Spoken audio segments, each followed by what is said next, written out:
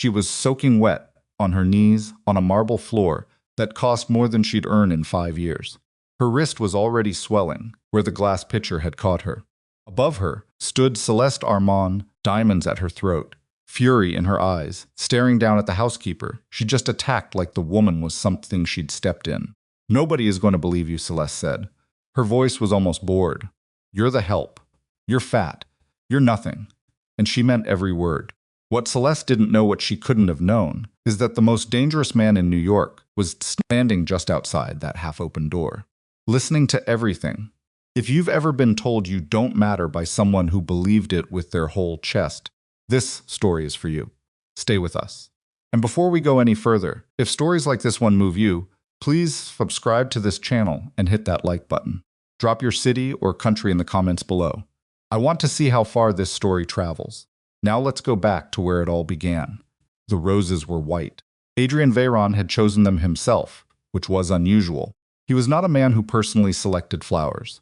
He had people for most things. Actually, but that afternoon, walking through a florist shop on the Upper East Side, he'd stopped in front of a bucket of white roses and stood there longer than he should have. Long enough that the shop owner, a small Greek woman in her 60s, had looked up from her register and watched him with the careful patience of someone who recognized a man carrying something heavy. He bought 2 dozen. He also carried an envelope in his jacket pocket, cream-colored, sealed. Inside were 5 possible wedding dates, all within the next 4 months, chosen after 3 conversations with Celeste about venues and seasons and what kind of ceremony she envisioned. The date on top was a Saturday in early spring. He'd circled it himself with a pen he rarely used, because Celeste had once mentioned offhand, months ago, the kind of thing most men would forget, that she'd always imagined a spring wedding. He remembered. That was the version of Adrian Veyron almost no one ever saw. The man who remembered small things. The man who, at 36, had spent so long being feared that being loved had started to feel like a language he could only speak haltingly, in private. When no one important was watching, he took his own car back to the estate, alone.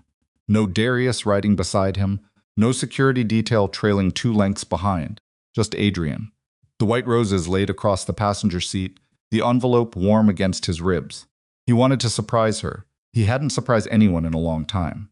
The estate sat on the edge of Manhattan's northern edge, a limestone manor that had belonged to his family for 3 generations. From the outside, it looked like old money and restraint, high iron gates, immaculate hedges, windows that gave nothing away. Inside it was a different story. Marble floors. Ceilings tall enough to make you feel small if you weren't careful. Staff who moved quietly and kept their eyes where they were supposed to be kept. Adrian stepped through the front door at 20 minutes past 4. He made it exactly 6 feet into the foyer. Something small and fast came flying across the marble and crashed into his legs with enough force to make him stumble back half a step. The roses swayed in his grip. He looked down. A child. She was maybe 6 years old, with wide, dark eyes and 2 uneven braids that someone had started but not quite finished. She had a crayon tucked behind one ear orange, he noticed, because he noticed things like that, and her small hands were fisted in the fabric of his trousers. She was shaking. Not the kind of shaking that comes from a fall or a scare, the deeper kind. The kind that lives in a child's chest when something has gone so wrong they can't locate the right words for it. "Hey." Adrian crouched without thinking. It was a strange thing to watch. If you knew him, a man who made other grown men's voices go quiet when he entered a room, folding himself down to a child's eye level on his own marble floor. "Hey, look at me." The girl looked up. Her face was all tear-streaked cheeks and barely held breath. "Please," she whispered. The word came out so small it barely made a sound. "Please save my mama." Adrian went very still. The roses were still in his hand.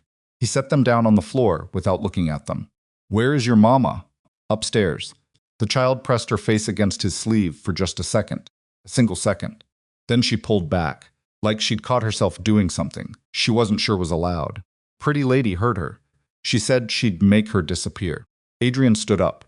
Later, he would not be able to explain the exact sequence of feelings that moved through him in the seconds it took him to cross that foyer and climb those stairs. Anger was part of it. Something colder than anger was underneath.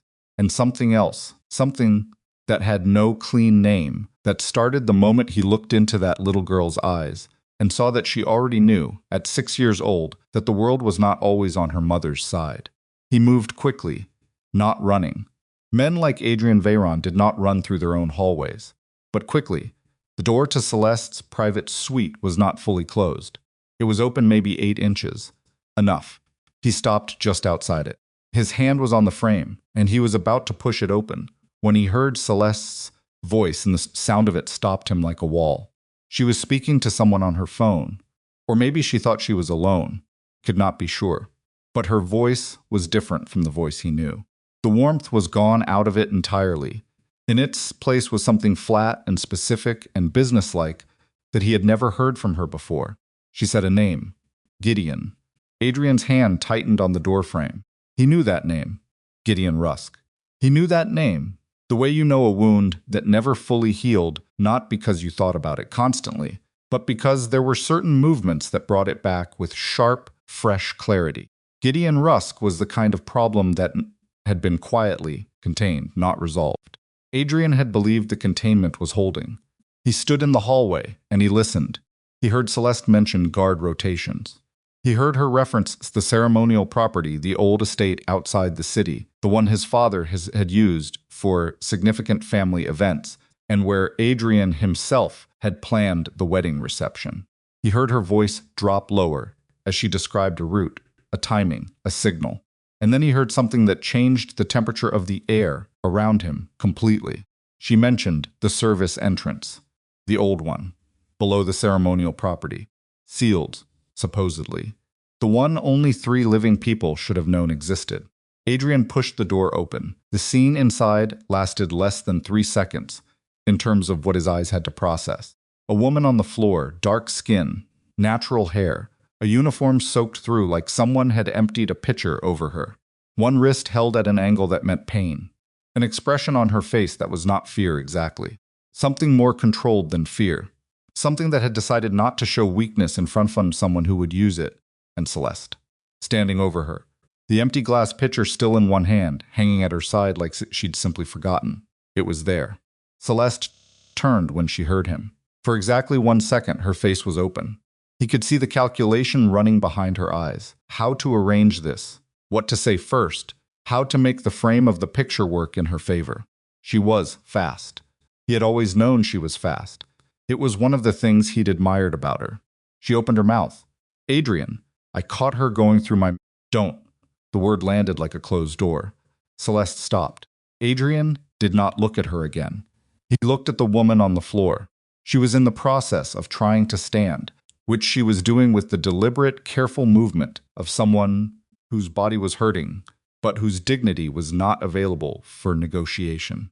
Her wrist was swollen, visibly swollen, and she had a small cut above her right cheekbone, and her uniform was still dripping onto Celeste's expensive floor. She got to her feet without help, not because help wasn't being offered. Adrian took 1 step toward her, and she raised her uninjured hand barely, just a small lift, palm outward, and the gesture was so self-possessed that he actually stopped. She looked at him, direct, not challenging, not afraid, just clear. My name is Elise Serrano, she said. Her voice was lower than he expected. Steady, I work here. I have worked here for 2 years, and in 2 years I have never once been inside this room without being asked. Celeste made a sound. Adrian's gaze cut to her so fast that she made no further sounds. He looked back at Elise. Tell me what happened, she told him. She did not exaggerate. She did not perform. She stood in the middle of a room that was not hers, dripping on a floor she had mopped maybe 50 times, and she spoke in the careful, organized way of someone who understood that the truth was her only real resource, and she wasn't going to waste it on dramatics. She had come upstairs with tea at 4 o'clock, the same as every afternoon. The door had been partially open. She'd been about to knock when she heard the voice inside. She said she hadn't meant to listen. She started to back away. Then she heard the name. She told him what she'd heard. Not everything she'd heard. She said she didn't want to guess at the parts she wasn't certain of. But she told him about Gideon. She told him about the guard rotations. She told him about the ceremonial property and the service entrance. and then she uncurled her left hand. In her palm was a small bronze key, old, worn at the teeth, the kind of key that had been cut a long time ago, before people used electronic passes for everything. It fell, Elise said when she grabbed me. Adrian stared at the key. He knew it. He knew what it was before he picked it up. He felt a specific kind of cold settle over him, not panic. Nothing as vulnerable as panic, but the cold recognition of a man who has just understood the true shape of a threat that he thought he'd been watching from the right angle. He had been watching the wrong angle entirely. He took the key from her hand. Then he looked at Celeste. She was still standing there. The picture was still in her hand. The Countess. She had arranged her expression into something injured and dignified, the look of a woman falsely accused, and she wore it well because she had a talent for these things. Her chin was slightly elevated. Her eyes were filmed with the early architecture of tears, not quite crying, but close enough to suggest that she might. "She's lying," Celeste said. Her voice came back warmer now, softer, the familiar register Adrian knew. "Adrian, I don't know what she told you, but she was going through my jewelry. I came in and caught her, and she dropped the key. She must have had it from." "You were right about one thing," Adrian said. Celeste blinked. "What?" He looked at Elise. Something passed across his face that was not quite readable.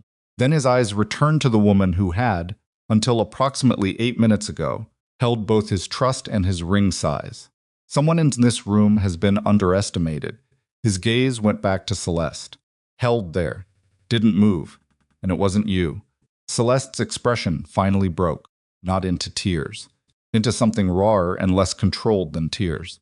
Something that looked, for just a moment, like the face of a person who has been found out and knows it. Adrian called Darius from the hallway. While he was on the phone, he noticed the little girl standing at the top of the stairs, still there, still watching her mother through the open door. She had the orange crayon in her hand now, turning it end over end the way children do when they need something to do with their fingers. Elise had crossed the room to her, knelt down beside her, not speaking yet, just putting her arm around the child's shoulders, pulling her close, pressing a kiss to the top of her head. The little girl said something against her mother's neck. Adrian couldn't hear the words. He watched Elise pull back and look at her daughter's face. Check it, the way parents check eyes, mouth, the posture of a small body looking for the specific kind of damage that doesn't leave marks you can photograph. She found something. He could see her find it. Something shifted in her face. She said something quiet to the little girl. Whatever it was made the child's shoulders come down a fraction. Adrian finished the call. He stood in the hallway for a moment longer than was necessary. He was 36 years old. He had built the kind of life that people either wanted a piece of or wanted to dismantle. He had loved or thought he had loved, or had at minimum allowed someone close enough to the center of his life that the word loved had begun to seem accurate. He looked at the woman kneeling beside her daughter in the hallway of his house, wearing a soaked uniform, her wrists swelling, her face bearing evidence of what had just been done to her. She had a crayon tucked behind her ear now. He thought the little girl must have put it there. She was not trying to make him see her. She was not performing courage or grief or dignity for his benefit. She was simply being exactly what she was, in the precise space she occupied, whether he looked or not. That, he realized, was something he had almost no experience with. Darius arrived in under 12 minutes, which was fast even for Darius. He came with 2 people Adrian trusted, which was a very short list, and he took one look at the situation and began asking questions in the quiet, efficient way that made him good at his job. Celeste was moved to a separate room. She went without resistance, which surprised Adrian slightly. But he had stopped reading her face by then, because he understood now that he had never actually known what her face meant. Elise stayed where she was. A doctor was called for her wrist. While they waited, someone brought Maya, that was the little girl's name. Maya, a glass of water and a plate with some crackers on it. And Maya sat in a chair beside her mother and ate the crackers with the methodical focus of a child who has decided that eating crackers is currently the most important available task. The doctor arrived.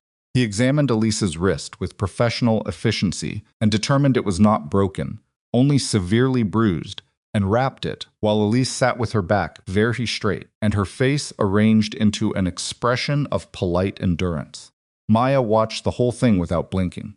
When the doctor left, Elise looked across the room at Adrian. My daughter needs to go to bed at 8 o'clock, she said. She has school tomorrow. He looked back at her. I know. I'm telling you now because I don't know how long this is going to take. I'll have a room prepared. You both. We're not staying, Elise said. Not rude. Not challenging. Just clear. In the same register she'd used to tell him her name. Adrian paused. Miss Serrano. There are people outside right now who may have been watching this house. Until I know how much of what you heard is already in motion, I'd ask you to stay inside for the night. Elise was quiet for a moment. She looked at Maya, who had finished the crackers and was now drawing something on a napkin with the orange crayon. One night, Elise said, one night. She nodded once. Then she looked at her daughter's drawing, and something moved across her face that was not quite a smile, but lived in the same neighborhood. Maya had drawn a house. It was extremely crooked. Darius pulled Adrian aside at 7 in the evening with a face that carried the specific kind of bad news that made you want to sit down first. Adrian did not sit down. The key, Darius said, and held up a photograph on his phone. I had someone go to the ceremonial property. The service entrance, the east one. The old one, it's been accessed. Recently. We found marks on the lock consistent with multiple uses over the last several weeks. Adrian said nothing. There's more. Darius put the phone away. Gideon Rusk entered New York 2 nights ago. We didn't have eyes on him because we weren't looking for him in New York. He was supposed to be in... I know where he was supposed to be, Adrian said.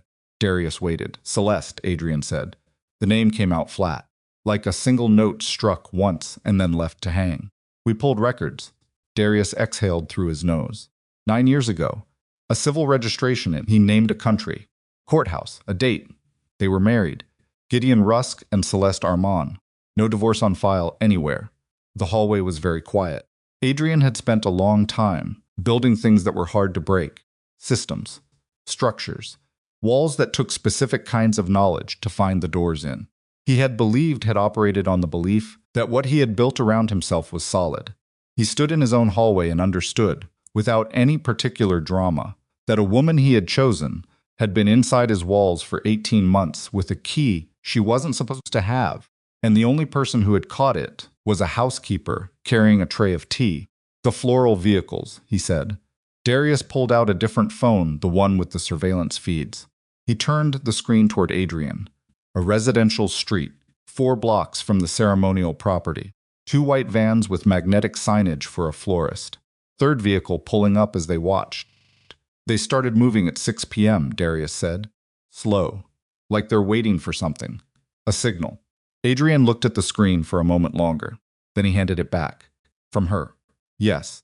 He thought about the little girl with the orange crayon. He thought about a woman who had stood up from a marble floor with a bruised wrist and proceeded to tell him exactly what she knew and exactly what she didn't know, in perfect order, without decoration. She had not run. She could have run. She could have taken Maya and gotten out of the house and called the police, or called anyone, or simply disappeared into the city and waited for whatever was going to happen, without her, in the middle of it. She hadn't. Get me Celeste, Adrian said. Darius went. Adrian walked back down the hallway and stopped outside the room, where Elise and Maya had been settled. He could hear Maya's voice through the doors. She was telling her mother something about a boy in her class named Patrick, who had apparently eaten a crayon on a dare, and her mother's low voice was responding with the particular tone of a parent who is trying not to laugh. He stood there in the hallway for a moment. Then he kept walking. There were things that needed to be done, and they needed to be done before midnight. And tonight, the night was not finished being complicated yet. But he carried something with him down that hallway that he hadn't carried in a long time. Not hope exactly. Something more structural than hope. The understanding that he had been measuring the wrong people. That somewhere in his household, quietly and without announcement, there had been someone worth trusting. And that he had almost missed her entirely. Celeste was sitting in the blue chair when Adrian walked in. She had chosen that chair specifically, he noticed. Not the settee. Not the smaller chair closer to the door. The blue one, the one positioned slightly higher on the room's natural grade, where the floor was a half-inch elevated because of old pipes that had never been moved. She had found the highest seat in the room and put herself in it. Even now, even like this, he almost respected it. Almost. He didn't sit. He stood near the window with his hands in his pockets and looked at her the way you look at a document you've already signed and are now rereading for the clause you missed. Tell me about Gideon, he said. Celeste kept her eyes on the far wall. I don't know what that woman told you, but I didn't ask about her, Adrian said. I asked about Gideon. She smoothed the fabric of her skirt with one hand. The gesture was slow, deliberate, buying time, measuring the room, deciding how much truth she could replace with something else, and still walk out of this intact. We knew each other, she said. Years ago. I haven't. You were married to him. The hand on the skirt stopped moving. 9 years ago, Adrian said. A courthouse registration. 2 witnesses. No divorce on file. In any country. He let that sit for a moment. We checked. Celeste's chin came up. It was a reflex, he thought. The posture of a woman who had learned very young that elevation was a form of armor. It was complicated, she said. Uncomplicated. She looked at him then. Really looked at him. For the first time since he'd walked in, and he saw something in her face he hadn't expected. Not calculation. Not fear, exactly.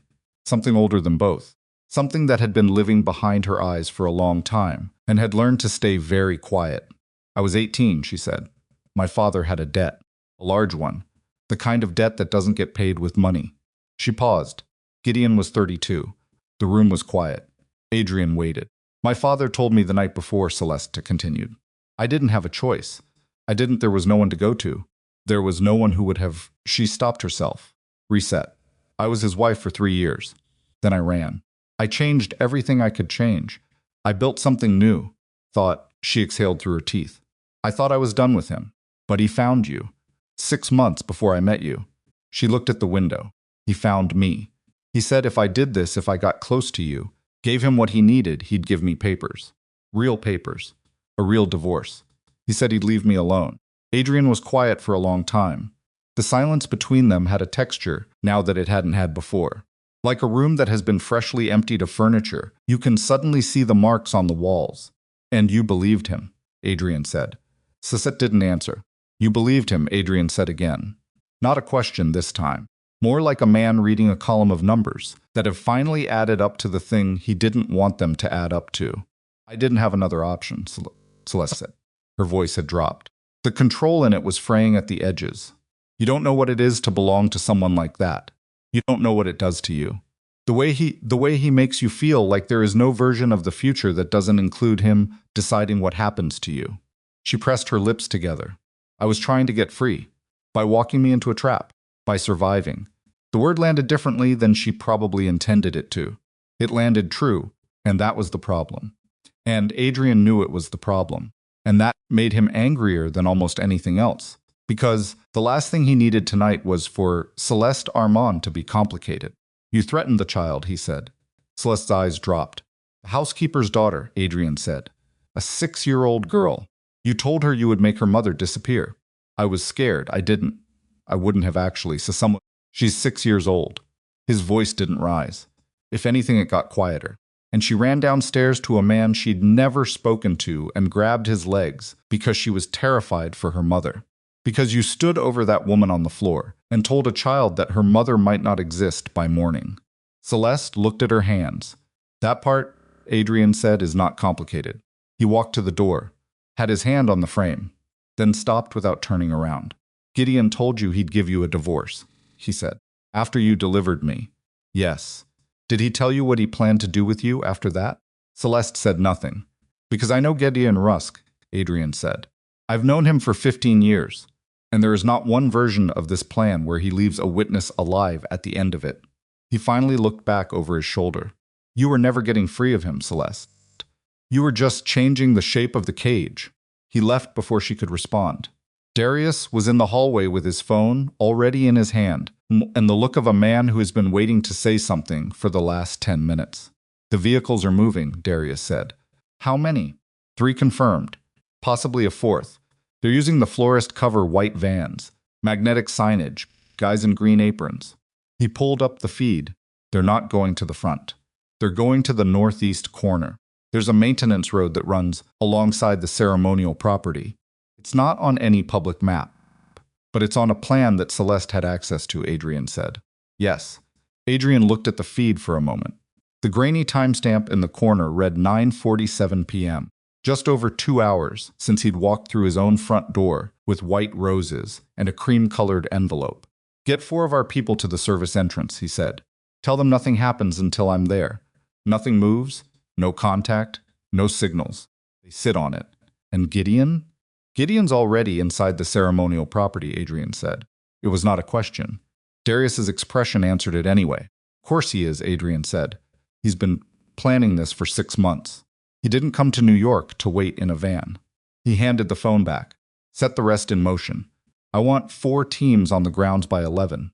I want the inside of that building covered before anyone from outside gets near it." He buttoned the top button of his jacket. "And I want it quiet. No noise, no alerts. Nothing that tells him his timeline has changed." "He's expecting a signal from her," Darius said. "He's not getting one." Darius nodded once and moved. Adrian stood alone in the hallway for maybe 5 seconds. His jaw was tight. He could feel it. He made a conscious effort to ease it, the way you're to remind yourself of the exact location of the damage. Then he walked back down the corridor toward the room where Elise and Maya were. He knocked. A pause. Then Elise's voice even through the door. "Yes." He opened it. Maya was asleep. She had fallen asleep sitting up, her head tilted at the specific gravity-defying angle of a child who fought sleep until it simply took her without warning. She was in the center of the bed, still in her clothes, the orange crayon loosely caged in one small fist. Elise was sitting beside her, not on the bed, in the chair pulled close to it. She had taken off the ruined uniform jacket. Underneath, she wore a plain white undershirt, and her natural hair had been loosed from whatever had been holding it and fell around her face in a way that was different from the version of her he'd met on the floor 2 hours ago.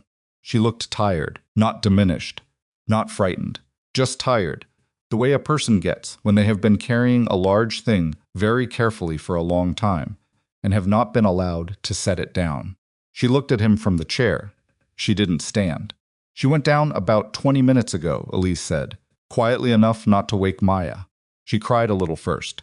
She didn't want to say why." A short pause. "But I know why." Adrian stepped inside, left the door partly open.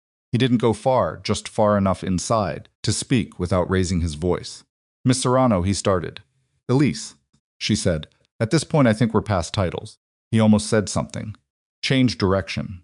I need to move you both. Not far. There's a section of the estate east wing that's behind a second gate. Separate entrance. My people will be around it directly." She looked at him steadily. "For how long?" "Through the night.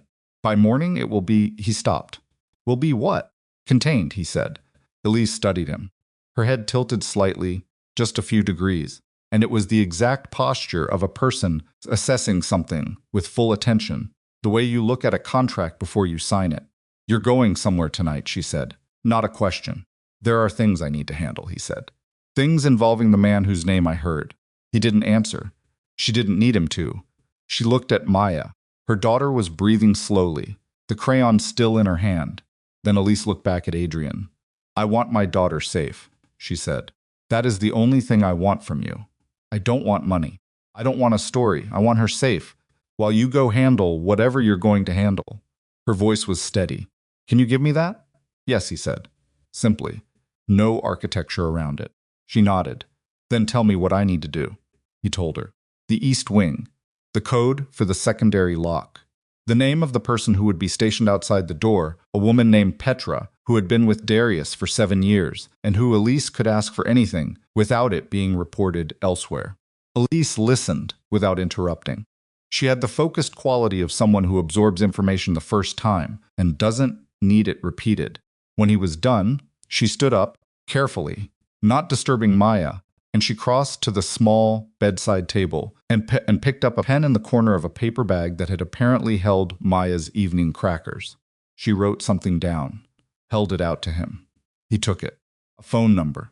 10 digits, written in clear block numbers, the way a person writes something they need another person to actually be able to read. "If something goes wrong with your contained situation," Elise said, "and I am still in that East Wing at 6 in the morning. You have someone call that number before you call any number that involves a news camera or a police scanner. That is my sister. Her name is Deb. She'll come for Maya. She held his gaze. Before anything else, someone calls Deb. Adrian folded the paper and put it in his jacket pocket, next to where the wedding envelope had been. The envelope was no longer there. He'd left it on his desk without opening it sometime in the last 2 hours, and he hadn't thought about it until this precise second. Before anything else, he said, "Deb, thank you." He started toward the door, got there. Then he was not entirely sure why he stopped and turned back. "What you did today," he said. "You didn't have to tell me any of it. You could have taken your daughter and gotten out of this house and let it be my problem." Elise looked at him. Something in her expression shifted, but it wasn't warmth exactly, more like recognition.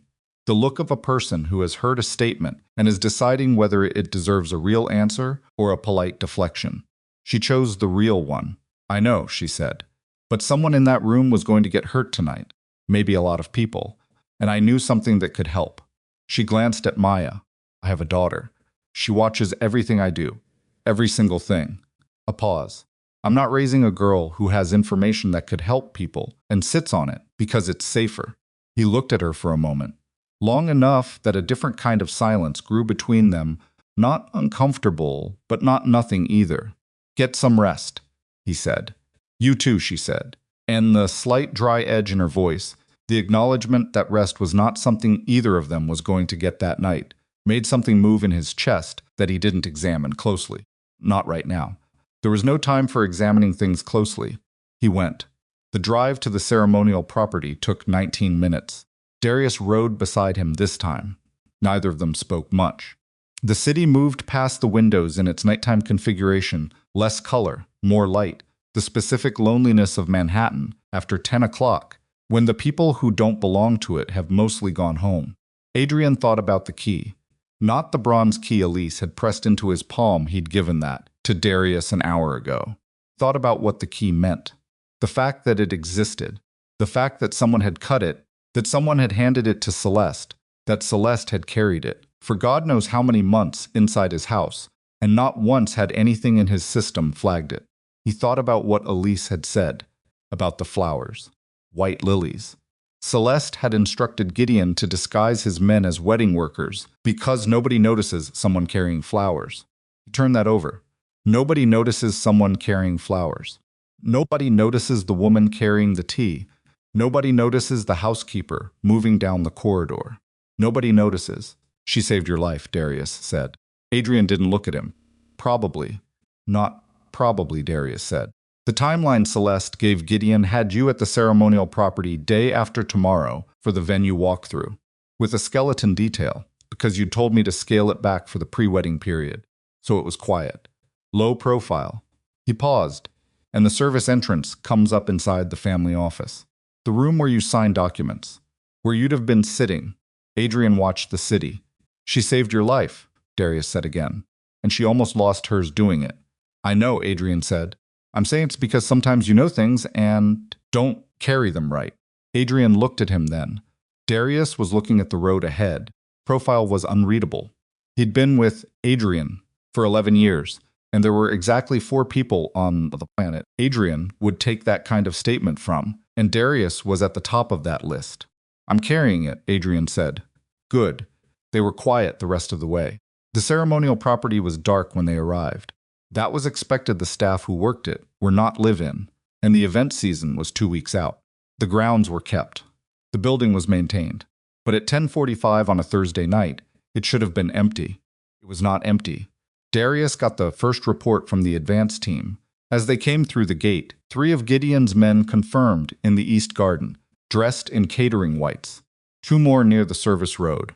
One possibly Gideon's lieutenant, a man named Caruth, who had a specific way of standing that made him recognizable on camera positioned near the main entrance to the family office building. Gideon himself was inside. He had been inside since, by their estimate, 7 o'clock that evening. 2 hours before Adrian had even finished speaking with Celeste. He had come in through the service entrance, with the key a copy of the same key, or possibly the original, and he had made himself comfortable in the family office. He was waiting. He was waiting for a signal from Celeste that would bring Adrian through the front door. A signal that was not coming. Adrian looked at the building's dark face. The old limestone. the same stone as the main estate, his grandfather's signature material. The man had believed that buildings should outlast the people who built them. I want the exits covered before I go in, Adrian said. They're covered. Carruth, our people are 20 feet from him. He doesn't know. Adrian straightened his jacket, checked his watch. 10:52 p.m. Gideon's been in that room for almost 4 hours, he said. He's comfortable. He thinks the plan is running. He paused. I want to let him stay comfortable for exactly long enough. Darius understood. He always understood. How long? 5 minutes. Adrian looked at the building. Then I go in. I want 2 inside with you. No. Darius has just shifted. Adrian Gideon came here to negotiate, Adrian said. He staged a business meeting. He brought documents. He turned to look at Darius. If I walk in with 2 people flanking me, he knows immediately that the plan has broken. He panics. His men outside get a signal. It gets loud and it gets complicated, and somebody who shouldn't get hurt gets hurt. He held Darius's eyes. I walk in alone. He thinks he still has the hand. I let him think that long enough to get everything out of him that I need. Darius looked at him for a long moment. His face said several things in sequence, and the last things it said was reluctant acceptance. Petra has the east wing, Darius said, pivoting. She checked in 20 minutes ago. The woman and the child are settled. Something in Adrian's chest loosened, just slightly at that. Good, he said. He walked toward the building. The family office was at the back of the first floor, a room built for the specific purpose of significant decisions. His grandfather had signed 3 major agreements in it. His father had used it for the kind of conversations that didn't happen in restaurants. Adrian had been in it maybe a dozen times in his adult life, and each time it had the same quality, a stillness that felt deliberate, like the room itself understood what it was for. He opened the door. Gideon Rusk looked up from the table. He was 51 and looked exactly like a man who had spent 51 years winning. The kind of winning that leaves marks, not scars, because scars imply something survived with difficulty. And Gideon wore the expression of a man for whom difficulty was something that happened to other people. He was well dressed. Not expensively dressed, there was a difference, and Gideon understood it. He was wearing a dark jacket and a white shirt with the collar open, and on the table in front of him were 2 glasses and a bottle of wine that he had apparently sourced from somewhere in the building. He also had documents. They were arranged with a particular care on the table's surface. Neat, organized, 6 or 8 pages folded in thirds. Adrian could read, from the doorway, the header of the top page, Transfer Agreement. Gideon leaned back in his chair and regarded Adrian with an expression of mild pleasure, the look of a man whose guest has arrived on time. I wasn't sure you'd come alone, Gideon said. You set up a private meeting, Adrian said. I came to the meeting. Gideon gestured at the chair across from him. Sit. Adrian sat. For a moment they simply looked at each other across the length of a table that had witnessed more important things than either of them. Where's Celeste? Gideon asked. Home, Adrian said. Simply. Something shifted in Gideon's face. Just fractionally. A small recalibration, the look of a player checking a board that has moved in a way he didn't anticipate. She should be here, he said. I told her she's home, Adrian said again. It's just us. That's better, isn't it? Fewer people who need to be managed afterward. Gideon looked at him. The recalibration happening again, slower. Trying to read the room. Trying to locate the tell. You know why you're here, Gideon said. I know why you think I'm here, Adrian said. A beat. Gideon reached for the documents. Turned them so they faced Adrian. This doesn't need to be violent, he said. That's the point. The smart play, at your position, is to take what's offered and reduce the loss. You sign these tonight, we go our separate ways. Your operation continues, scaled back. My operation— Where's Carruth? Adrian said. Gideon stopped. Your lieutenant, Adrian said. He was standing near the main entrance about 6 minutes ago. Where is he now? The room changed temperature. It happened in the space of 1 second. Gideon's hand came off the documents. His posture shifted not much, just the slight repositioning of a man deciding how much he needs to move and how fast. You're not here because Celeste brought you, Gideon said. He said it like a man arriving at a calculation. Like an accountant finding the number that explains the discrepancy. No, Adrian said. Then why are you here?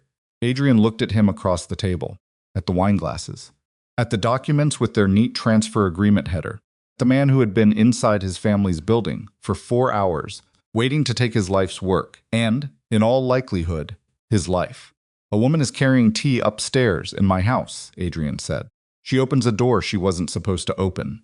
She hears a name she wasn't supposed to hear. He kept his eyes level. And instead of running, instead of taking her daughter and getting as far from this situation as her legs could carry her, she stands up off a marble floor with a bruised wrist, and she tells me everything. Every word, every detail, including the one about the flowers. Gideon was very still. The lilies, Adrian said. Nobody notices someone carrying flowers. He folded his hands on the table. Except she noticed. And she told me. The silence that followed was not the comfortable silence of two men negotiating. It was the silence of a man understanding that every exit he believed he had was no longer where he left it. Gideon moved. He moved fast for a man his age, and his hand went toward the inside of his jacket. And in the instant before he reached what he was reaching for, the door behind Adrian opened, and the two people Darius had positioned in the corridor came in. And the door beside the bookcase, the one that opened from the hidden passage, Elise had named, came open as well. And in the next 3 seconds, the room filled with the specific and complete quiet of a situation that has been decided. Caruth, it turned out, was already on his knees in the East Garden. Gideon's hands went flat on the table.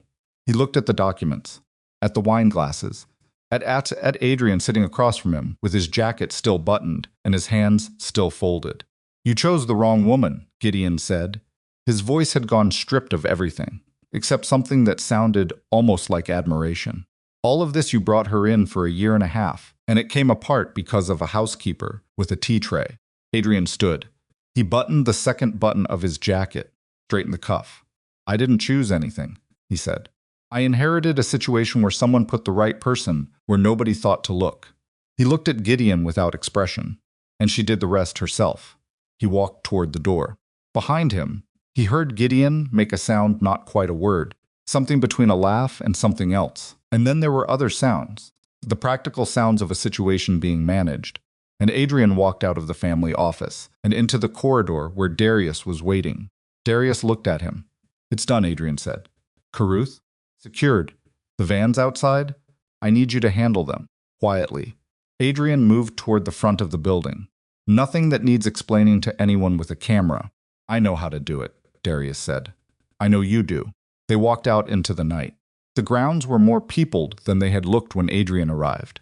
His people had come in from 3 sides, and the organized quiet of professionals doing a job that they were good at had replaced the stillness of an hour ago. Adrian stopped on the front steps and looked at the sky for a moment. It was clear, cold for the season, the kind of night that felt like it had been cleaned out by wind somewhere earlier and left sharp and specific. His phone buzzed. A message from Petra, East Wing Secure. Child sleeping, Miss Serrano awake. He read it twice. Darius appeared beside him. There's something else. Adrian put the phone away. What? Celeste's father, Darius said. We found communication between him and Gideon, going back 14 months. He wasn't just aware of the plan. He paused. He helped design it. Cold on the front steps was very specific and very present. 14 months, Adrian said. Yes. He thought about a courthouse 9 years ago. A girl of 18. A debt her father owed that he paid with his daughter instead of money. And then, 27 years later, the same man using his daughter again. The same precise transaction, just with different paperwork and a different man at the table. Detain him, Adrian said, gently. He doesn't need to know yet that we have the communications. He looked at Darius. I want the whole picture before anyone knows we have it. And Celeste? Adrian was quiet for a moment. Let her sleep, he said. Darius looked at him. Something in his expression that was not surprise, exactly more like the acknowledgement of a man watching another man make a decision that will cost him later. All right, Darius said. Adrian walked to the car.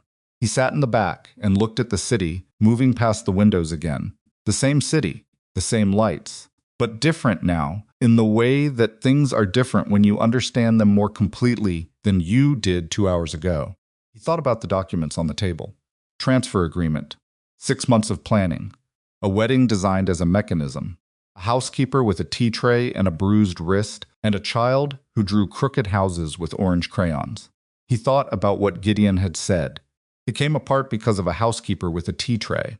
And the thing was the thing that Adrian Veyron, 36 years old, one of the most feared men in New York, sat with in the back of a moving car at 11:45 at night, was that Gideon had meant it as a humiliation, as the specific cruelty of pointing at the thing that undid you and making it small. But he'd gotten it wrong.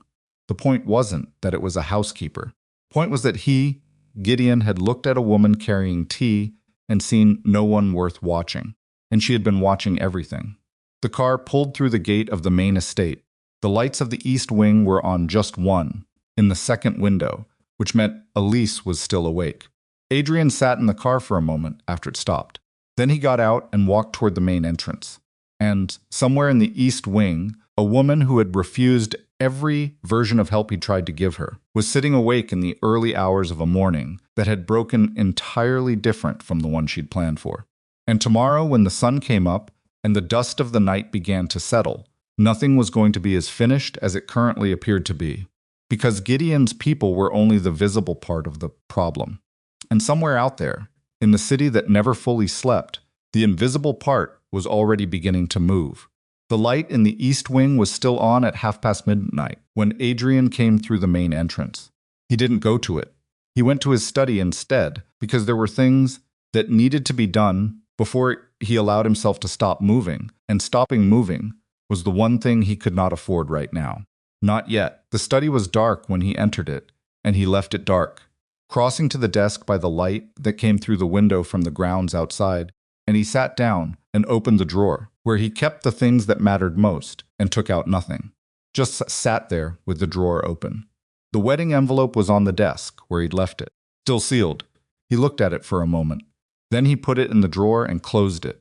His phone showed 4 messages from his attorney, 2 from a number he didn't recognize, and 1 from Darius sent 11 minutes ago that said only, father secured. Cooperative so far. Wants a lawyer. He typed back, let him want one. Then he sat in the dark and thought about 14 months. 14 months was a specific amount of time. Long enough to be architectural. Long enough that the plan Celeste's father had helped design had been built into the structure of Adrian's life slowly, the way certain kinds of damage happen not all at once, but incrementally, one altered detail at a time, until the thing you're living inside has been quietly reconstructed around you without your knowledge. He thought about every decision he'd made in the last 14 months that had felt like his own, scaling back the security detail for the pre-wedding period, his idea, he'd thought. A deliberate choice to give Celeste the impression that marriage was changing him, making him softer in the right ways. The venue walkthrough scheduled for day after tomorrow. His idea, too, or so he'd believed. A surprise for Celeste she'd mentioned once that she loved the ceremonial property's east garden in the early morning. She had mentioned it once. He sat with that. At 1 a.m, he got up from the desk and went to the kitchen, which was empty, and made coffee badly, which was the only way he knew how to make it. He stood at the counter and drank it while it was still too hot and looked out the window at the grounds and let his mind do what it needed to do. By 2 o'clock, he had a complete picture, or as complete as pictures got at 2 a.m. on the day after everything. He went upstairs. He stopped outside the east wing door, knocked once, quietly. Enough to be heard by someone awake, not enough to wake someone sleeping. Pause. Then Elise's voice, yes. He opened the door. She was in the chair again. She seemed to prefer chairs to beds, or maybe she simply couldn't sleep. Maybe she didn't trust a bed in someone else's house. She had a glass of water on the table beside her, and Maya was asleep exactly where she'd been before, in the same position, the crayon still loosely held. Elise looked at him, read his face. It went badly, she said. It went, he said. That's different from badly. She considered that. But he came inside, sat in the chair across from her. The room was small enough that this made them closer than they'd been before, and neither of them moved to adjust the distance. There are things still in motion, he said. The main situation is contained. The people directly involved are there handled, but there's a secondary layer. He put his elbows on his knees. There are people outside this who were told a version of tonight that hasn't happened yet. When they find out the version they were told isn't the one that occurred, they'll act. Elise was quiet for a moment. Act how? I don't know yet, he said. That's the part I don't know. She looked at her water glass. turned it slightly on the table without picking it up. So it's not over, no. Another pause. The kind that had weight. But Maya is safe, he said. Right now, tonight, she's safe. Whatever comes next, that part I can guarantee. Elise looked at her daughter. Something moved in her face. Not relief exactly, because relief implies the danger has passed, and she was clearly too clear-eyed for that. More like the specific gratitude of someone who has been given enough to get through the next few hours. Thank you, she said. He looked at her. The tiredness in her face had deepened since the last time he'd seen her, but it hadn't changed what was underneath it. She still had that quality, that particular, specific quality of a woman who occupies her own space completely, without apology and without performance. You should sleep, he said. You should too. He almost smiled. Almost. He went. Dawn came in slowly, the way autumn dawns do, reluctant and gray-edged, like the light was making a concession rather than an entrance. Adrian was at his desk when it arrived. He'd been there for 3 hours, working through the communications Darius's people had pulled from Gideon's network, reading the architecture of the last 14 months, from the outside this time, from the angle he should have had all along. At 6:42 his phone rang. Darius. We have a problem, Darius said. Adrian set down the page he was reading. Tell me. Celeste's father. He was cooperative, you said. Wanted a lawyer. We told him to wait. He waited. A pause. 2 hours ago, someone who is not his lawyer made contact through a channel we didn't have covered. We found out about it 20 minutes ago. The coffee in Adrian's hand went still.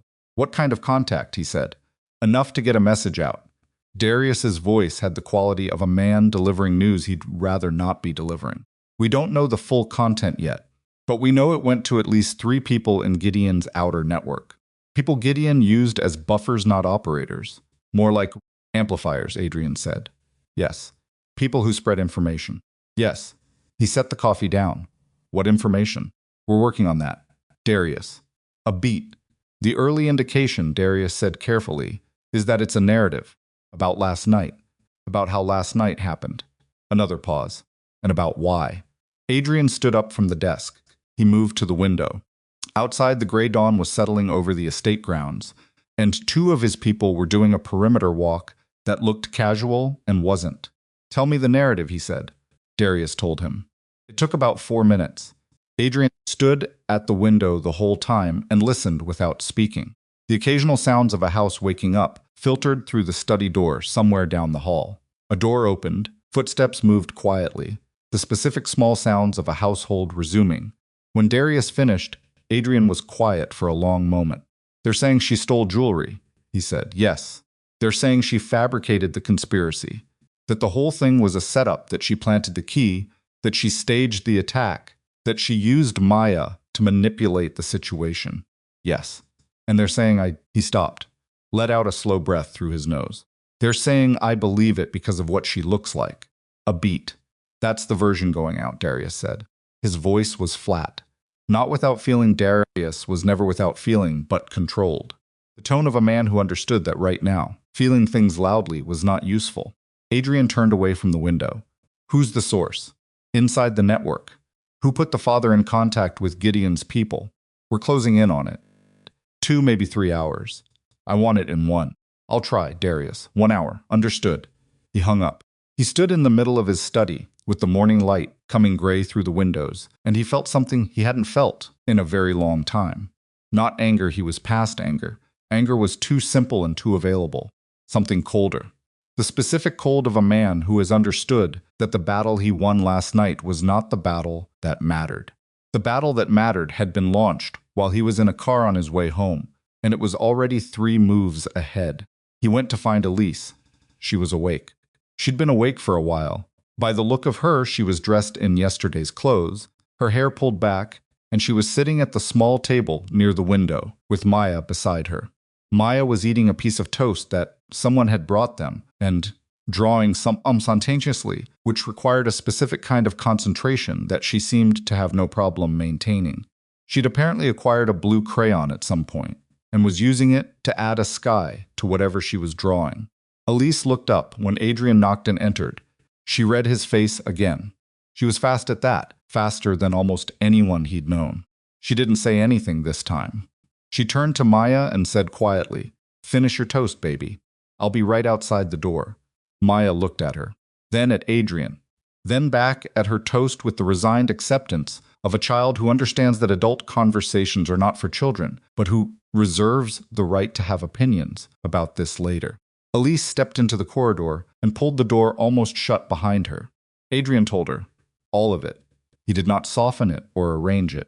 He told her what Darius had told him, in roughly the same order, and he watched her face as he did it. She went very still. Not the stillness of shock she'd braced herself when she saw his face. He could see that she had. So the shape of bad news wasn't surprising to her. But the specific content of it, the jewelry accusation, the narrative about manipulation, the particular ugliness of the framing around why he might believe it that landed somewhere deeper. Her jaw moved. Just slightly, she said it. They're saying I used Maya, she said. Yes. That I put my daughter in front of you as is what? A prop. That's the framing, he said. She looked at the wall. Her nostrils flared once. And the other part. He was quiet. The part about my body, she said. Because she was not going to let him not say it. And he understood why.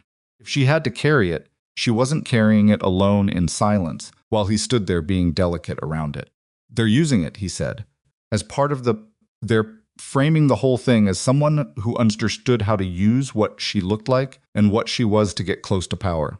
They're suggesting he stopped. It's deliberate. It's designed to make the whole story about you, about your credibility. Elise looked at him. Her eyes were dry, absolutely dry. Kind of dry. That means the feeling is there, but is being held somewhere very specific, very contained. And what do they think you do with that? She said. They spread it and then what? You what? You change your story? You say you were wrong. They don't need me to say anything, he said. That's how this kind of thing works. They don't need a retraction. They just need the noise to be loud enough that no specific truth is audible over it. She looked at him for a long moment. And Gideon? Gideon is contained. His immediate network is contained. He paused. But Gideon spent 15 years building things that don't run on his personal involvement. There are people in that network who are running plays right now that he doesn't have to direct. He laid the groundwork. They're just following the design. Elise pressed her back against the corridor wall. She tipped her head back slightly. Not dramatically, just the motion of a person who needs a moment to not be looking at anything. Then she came back. What does it do to you? She said. If this narrative spreads, what does it actually cost you? He shook his head. I'm not asking because I feel sorry for you, she said. I'm asking because I need to understand the full picture. If I'm in it, I need to see all of it. He looked at her. The trust is the product, he said. In the world I operate in, what I can do, what access I have, what people will come to me with it, runs on a specific kind of credibility. The story they're spreading isn't just about you. It's about my judgment. If the story holds, then I'm a man who is manipulated by a housekeeper with a fabricated crisis, which means I'm also a man who nearly married a traitor without seeing it. He paused, which I nearly did. But you did see it, Elise said. I saw it because of you. And they're trying to take that away from you, she said. Not gently, just accurately. Yes. She was quiet for a moment, thinking. He could see her thinking. It was visible in her, the process of it. Not restless but engaged, the way a very practical person works through something. Can you prove it? She said. Everything I told you. The key, the conversation I heard. Can you prove it independently of me? Partly. The key. Yes. The communications Gideon was having with Celeste were pulling those. The service entrance access. Yes. He paused. But the conversation. What you heard in that room. I have my own account of it. I heard part of it from outside the door. But the full content of what she said before I arrived, that's your account. And my account, Elise said, is being called fabricated. Yes. She looked at the almost closed door. On the other side of it, Maya was eating toast and drawing a sky with a blue crayon. When Elise looked back at Adrian, something had shifted in her face. Containment was still there. But underneath it, something had resolved. Some internal argument had come to its conclusion, and the conclusion was not comfortable, and she had made it anyway. Then we don't fight it your way, she said. He waited. If you use your power to shut this down, if you use what you have to quiet the people spreading it, they'll say that's exactly what powerful men do, when the woman they're protecting tells a lie that benefits them. She held his eyes. The story becomes about your reach, not about what I actually said. He looked at her. You're describing a situation where you're the only one who can defend yourself. I'm describing a situation where I'm the only one who can do it in a way that ends it, she said. There's a difference. He was quiet for a long time. What do you want? He finally said. She told him. He listened, the way he'd listened to her, the first time completely, without rearranging it in his head while she spoke, without waiting for the part where he could contribute, just listening. When she finished, he said, a public inquiry. Not exactly public, she said. I don't want cameras. I want the people who are in the room that matters. People calling me a liar. I want them in a room where I can see their faces, and I want them to say it while they're looking at me. She paused. And I want Celeste's father there. He's being detained. I know. Bring him anyway. Something hardened at the edge of her voice. Not cruel, but iron. He's part of the machine that made this story. He should have to sit in the room where it ends. Adrian looked at her for a long time. He was 36 years old, and he had been in rooms with men who frightened other men, and he had learned very early that the most dangerous person in any room was almost never the one who appeared most dangerous. The most dangerous person was the one who understood exactly what kind of fight was actually happening, and refused to fight the one being offered to them instead. Can arrange it, he said. But Elise, some of what they're going to say in that room. I know what they're going to say, she said. They've been saying versions of it my whole life. She said it without bitterness, like a woman stating a weather forecast. I'm still here. He looked at her. He thought not for the first time, but more clearly than before, that Celeste had been wrong about what she was looking at when she looked at Elise Serrano. She had looked at the uniform and the body and the quiet and the mop bucket and seen an absence of power, a vacancy, something negligible. She had been looking at the surface of a very deep body of water and calling it shallow. I'll make the calls, Adrian said. He went. The calls took most of the morning. By 10 o'clock he had 7 confirmations. By noon he had 11. Darius managed the logistics, the room, the seating, the guards at the door, who would be present but not visible unless necessary, the careful neutrality of the format. Not a trial, not a confrontation, an inquiry. A room where information could be presented and questioned. At 12:30, Darius came to Adrian, with his face arranged carefully, and said there was something else. Tell me, Adrian said. Darius said. She wants to attend. Adrian went still, she asked.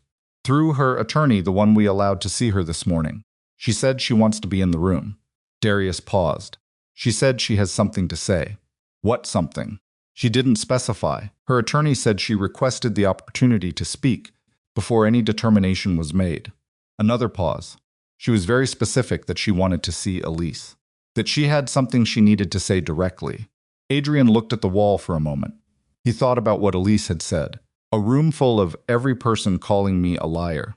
He thought about what Celeste had done. The picture, the bruise on Elise's wrist, the words she'd stood over a wet marble floor and said to a woman she believed had nothing. He thought about what he'd seen in Celeste's face the night before, when she'd told him about being 18. He hated that he'd thought about it. He hated the complication of it. He hated that the world was built in a way that produced women like Celeste, and then was surprised when they made choices that looked like villains and landed like survivors. Let her attend, he said. But not in the main room until I've spoken with Elise. Darius nodded.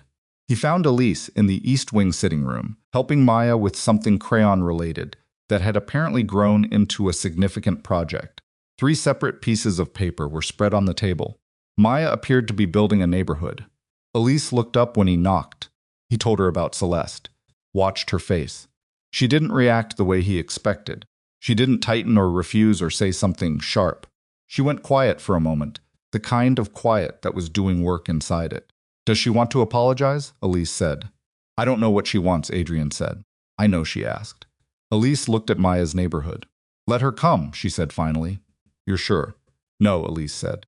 But let her come anyway. The inquiry was arranged for 3 o'clock in the main hall, the same marble foyer where Maya had run, crying across the floor 2 days ago. Adrian had considered moving it somewhere more neutral and decided against it. The room was part of the story. The room should be part of the ending. People arrived between 2:30 and 3. 11 people who had been spreading the accusation, or had heard it spread in their presence and said nothing to correct it. 4 of Adrian's legal people, Darius standing near the window with his arms at his sides. 2 representatives from households that had employed Elise before this one, called by Darius as character references, who had come without fully knowing what they were coming to. Celeste's father arrived under guard and said nothing to anyone, and sat in the chair they placed him in with the look of a man who has decided that keeping his expression neutral is now his primary occupation. And at 2:58, Elise came down the stairs. She came alone. She had left Maya with Petra in the east wing, and the separation had cost her something. He could see it in the set of her shoulders. The specific quality of controlled emotion that a mother carries when her child is not her direct line of sight, and the world has recently given her reasons to be afraid.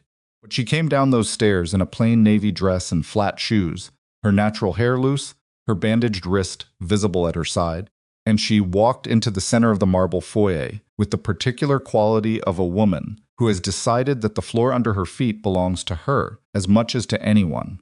She stood and looked at the people in the room, and the people in the room looked back at her, and for a moment, before anything was said, before the first attorney opened his mouth, and the first question was asked, there was a silence in that foyer that had a specific texture, the silence of a room that is being asked to look at something it has been carefully not looking at. Adrian stood at the edge of the staircase.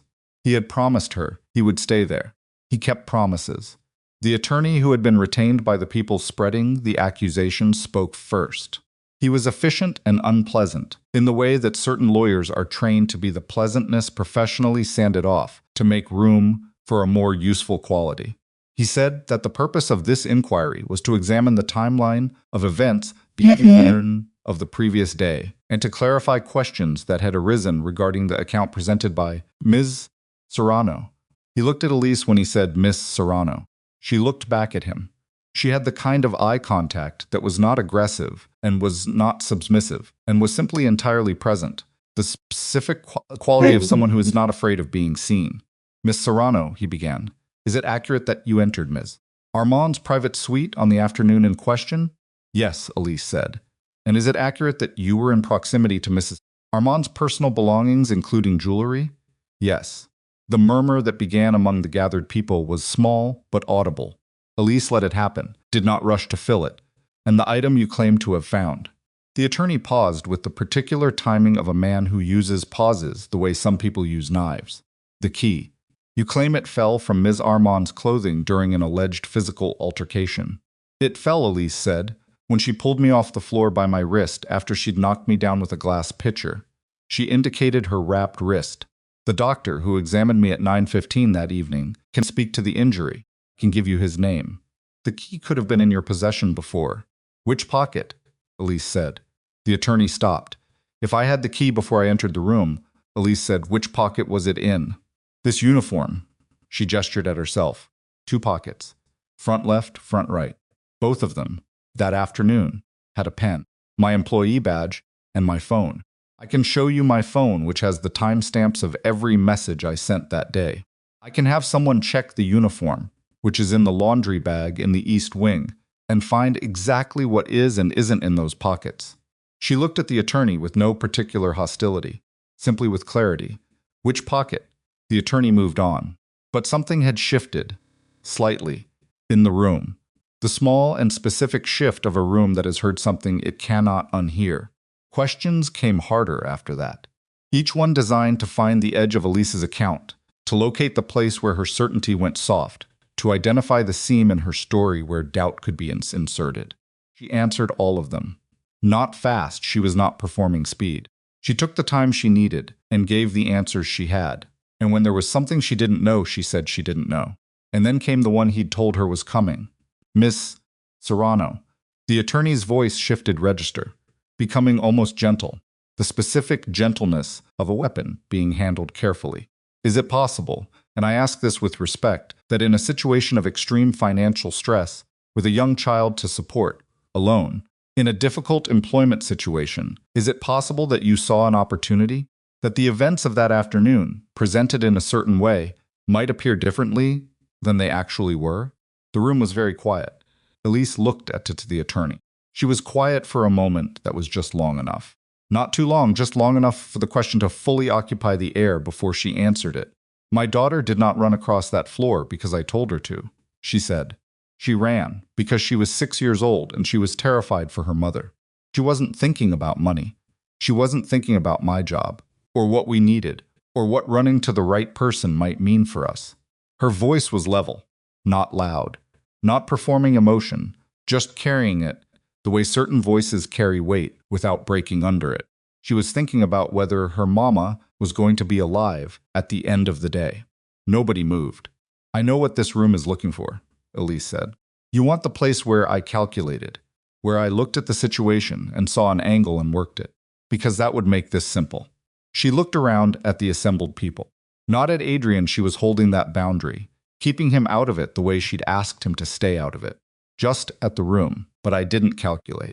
I told the truth, because it was the truth and because there were people in this building who were about to be hurt. And I'm standing here now because someone decided the most efficient way to protect against that truth was to come for me instead. She turned back to the attorney. You've been asking me questions for 40 minutes, she said. I'd like you to ask yourself one. The attorney waited. If I made all of this up, Elise said, where is the jewelry I supposedly stole? In the silence that followed, the door at the far side of the foyer opened. Celeste came in. She was under no physical restraint. Her attorney was beside her, and 2 of Darius's people were a courteous distance behind. But she walked in under her own power, and she walked in without the arranged expression Adrian had seen on her face the night before. The injury, the implicit accusation. She looked like a woman who was very tired and had decided to stop arranging her face. She stopped a few feet inside the room. Her eyes went to Elise, stayed there. Celeste's father made a sound from his chair. A single syllable, barely a word, but the shape of it was unmistakable. Don't. Celeste looked at him. Something passed between them that had decades of history in it. The look of a daughter at a father who had used her as currency twice in her lifetime and was now watching her, prepare to refuse him a 3rd time. She looked back at Elise. Her eyes dropped for a moment, then came back up. She stole nothing, Celeste said. The room was absolutely still. Celeste's father said her name, hard. The name of a man who has been obeyed for 40 years and cannot locate the architecture of a situation where he isn't. Celeste did not look at him. I threatened her, she said. I threatened her daughter, I told her. She stopped, breathed. I told her she was nothing, that no one would believe her, that a woman like her in a position like hers. She stopped again. Her jaw worked. I believed that. In that moment, I looked at her and I decided before she opened her mouth. Her voice dropped. I was wrong, nobody spoke. Maya was not in the room. She was in the East Wing with Petra and her crayons. But Elise's eyes filled anyway, not from relief, not from vindication, but from something more complicated. The specific grief of a woman who has been told you were nothing by someone who has now admitted they were wrong, and who understands that both of those things are true at the same time, and neither of them cancels the other out. I did those things, Celeste said to the room. The conspiracy was real. What she told him was true. She looked at Adrian for the first time. She saved your life, and I tried to take hers. Celeste's father stood up from his chair. He was 63 and had the build of a man who had once been physically imposing, and the posture of it past the point where the substance supported the performance. He opened his mouth. Sit down, Adrian said. The voice was quiet. The 2 words occupied the room completely. The man sat down. Celeste kept looking at Elise. I'm sorry, she said. Just that. Not performed. Not built out into something larger. Just the 2 words and what was behind them, which was worn and true and insufficient, and the only thing she had to offer. Elise looked at her for a long moment. I know, Elise said finally, quietly. That doesn't fix Maya, Celeste nodded. She knew. The accusations collapsed in the room over the next 20 minutes, the way certain structures collapse not dramatically, not all at once, but in sequence, each piece removing the support from the next. The attorney, representing the people spreading the narrative, folded his papers.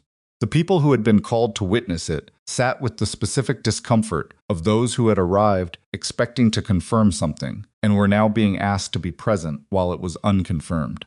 Celeste's father was escorted out. He looked at his daughter on the way past. She did not look back at him, and in the marble foyer, where a small girl had once run screaming for help, and a woman had been pulled off a floor and told she was nothing. Elise Serrano stood in the center of the room and watched the last of it come apart. And she did not look triumphant, because triumph was not the word for it. The word was something older and less comfortable than triumph. The word was through. She had come through. Across the room, Adrian stood where she had asked him to stand.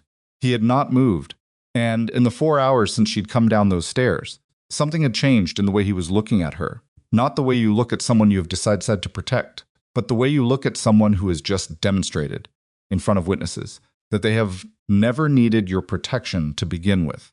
What they needed, what she had always needed, and what almost no one in her life had ever thought to offer, was simply to be believed. He had believed her. The rest she had done herself.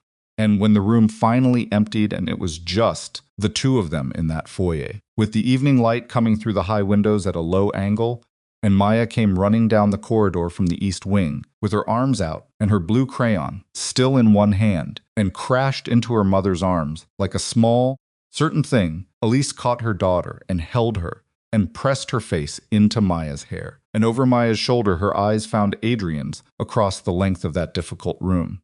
She did not say anything. Neither did he.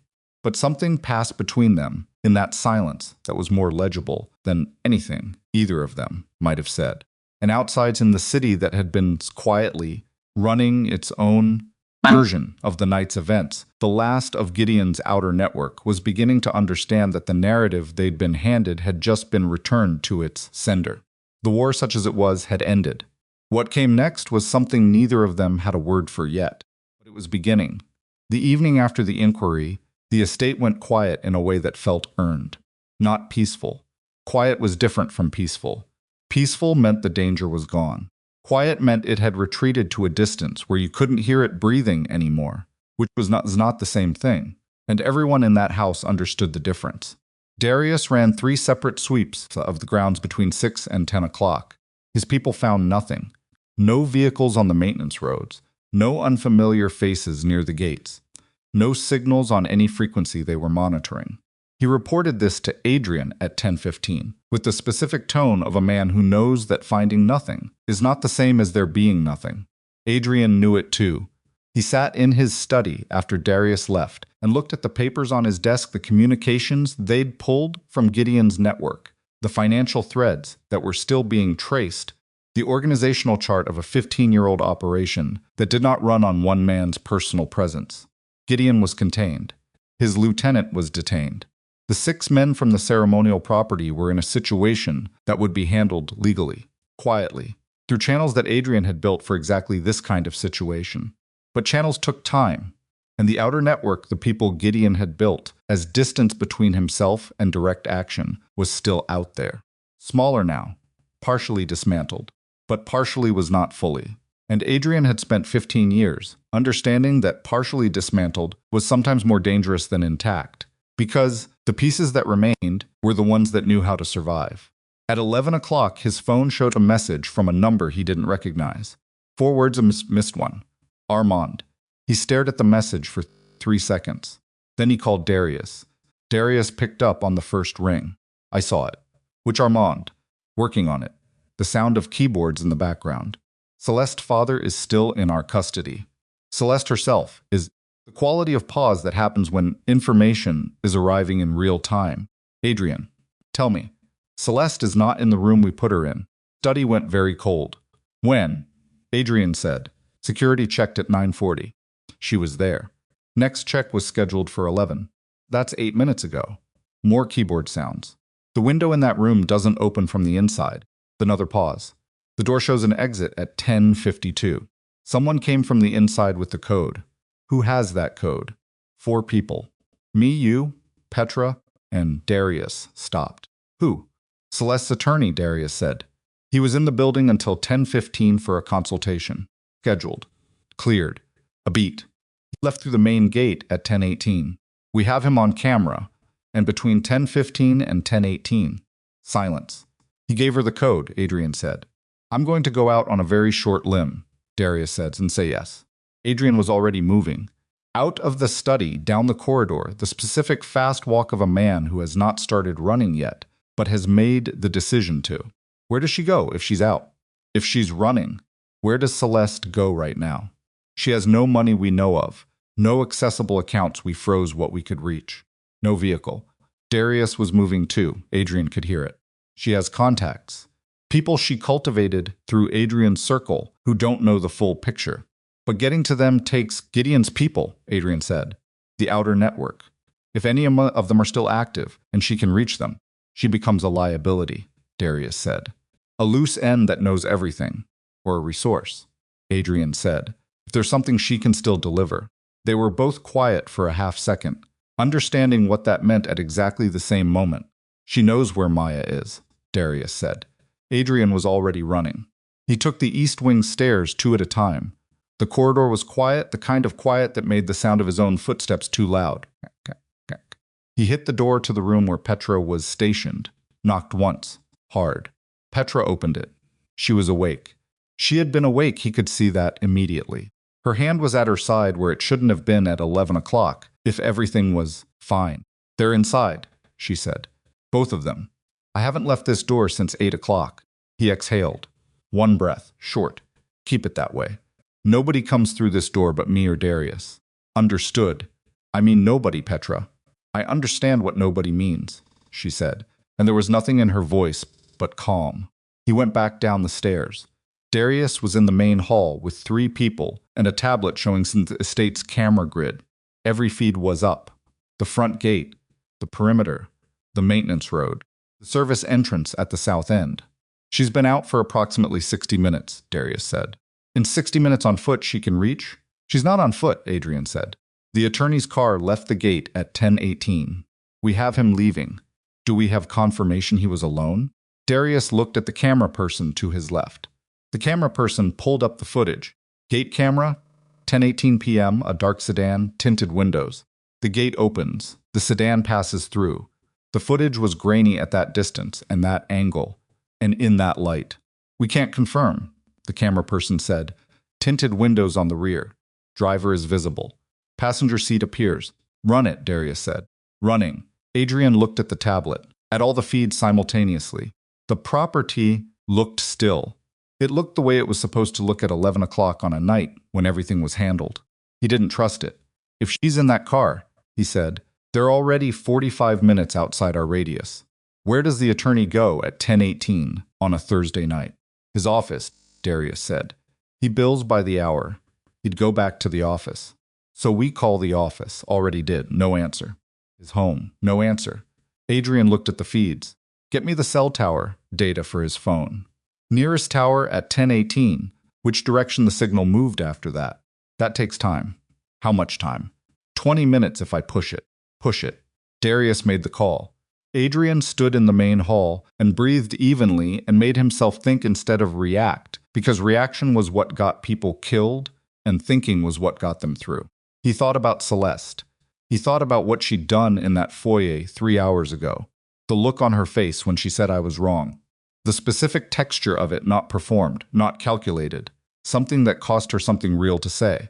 He thought about the fact that a woman who had just, in front of witnesses, confessed to conspiracy and assault, was now outside his walls with a 60-minute head start, and a lawyer who may or may not have helped her leave.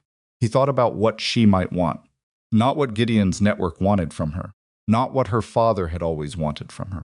What she might want, the actual person, underneath the 15 years of surviving. And something clicked.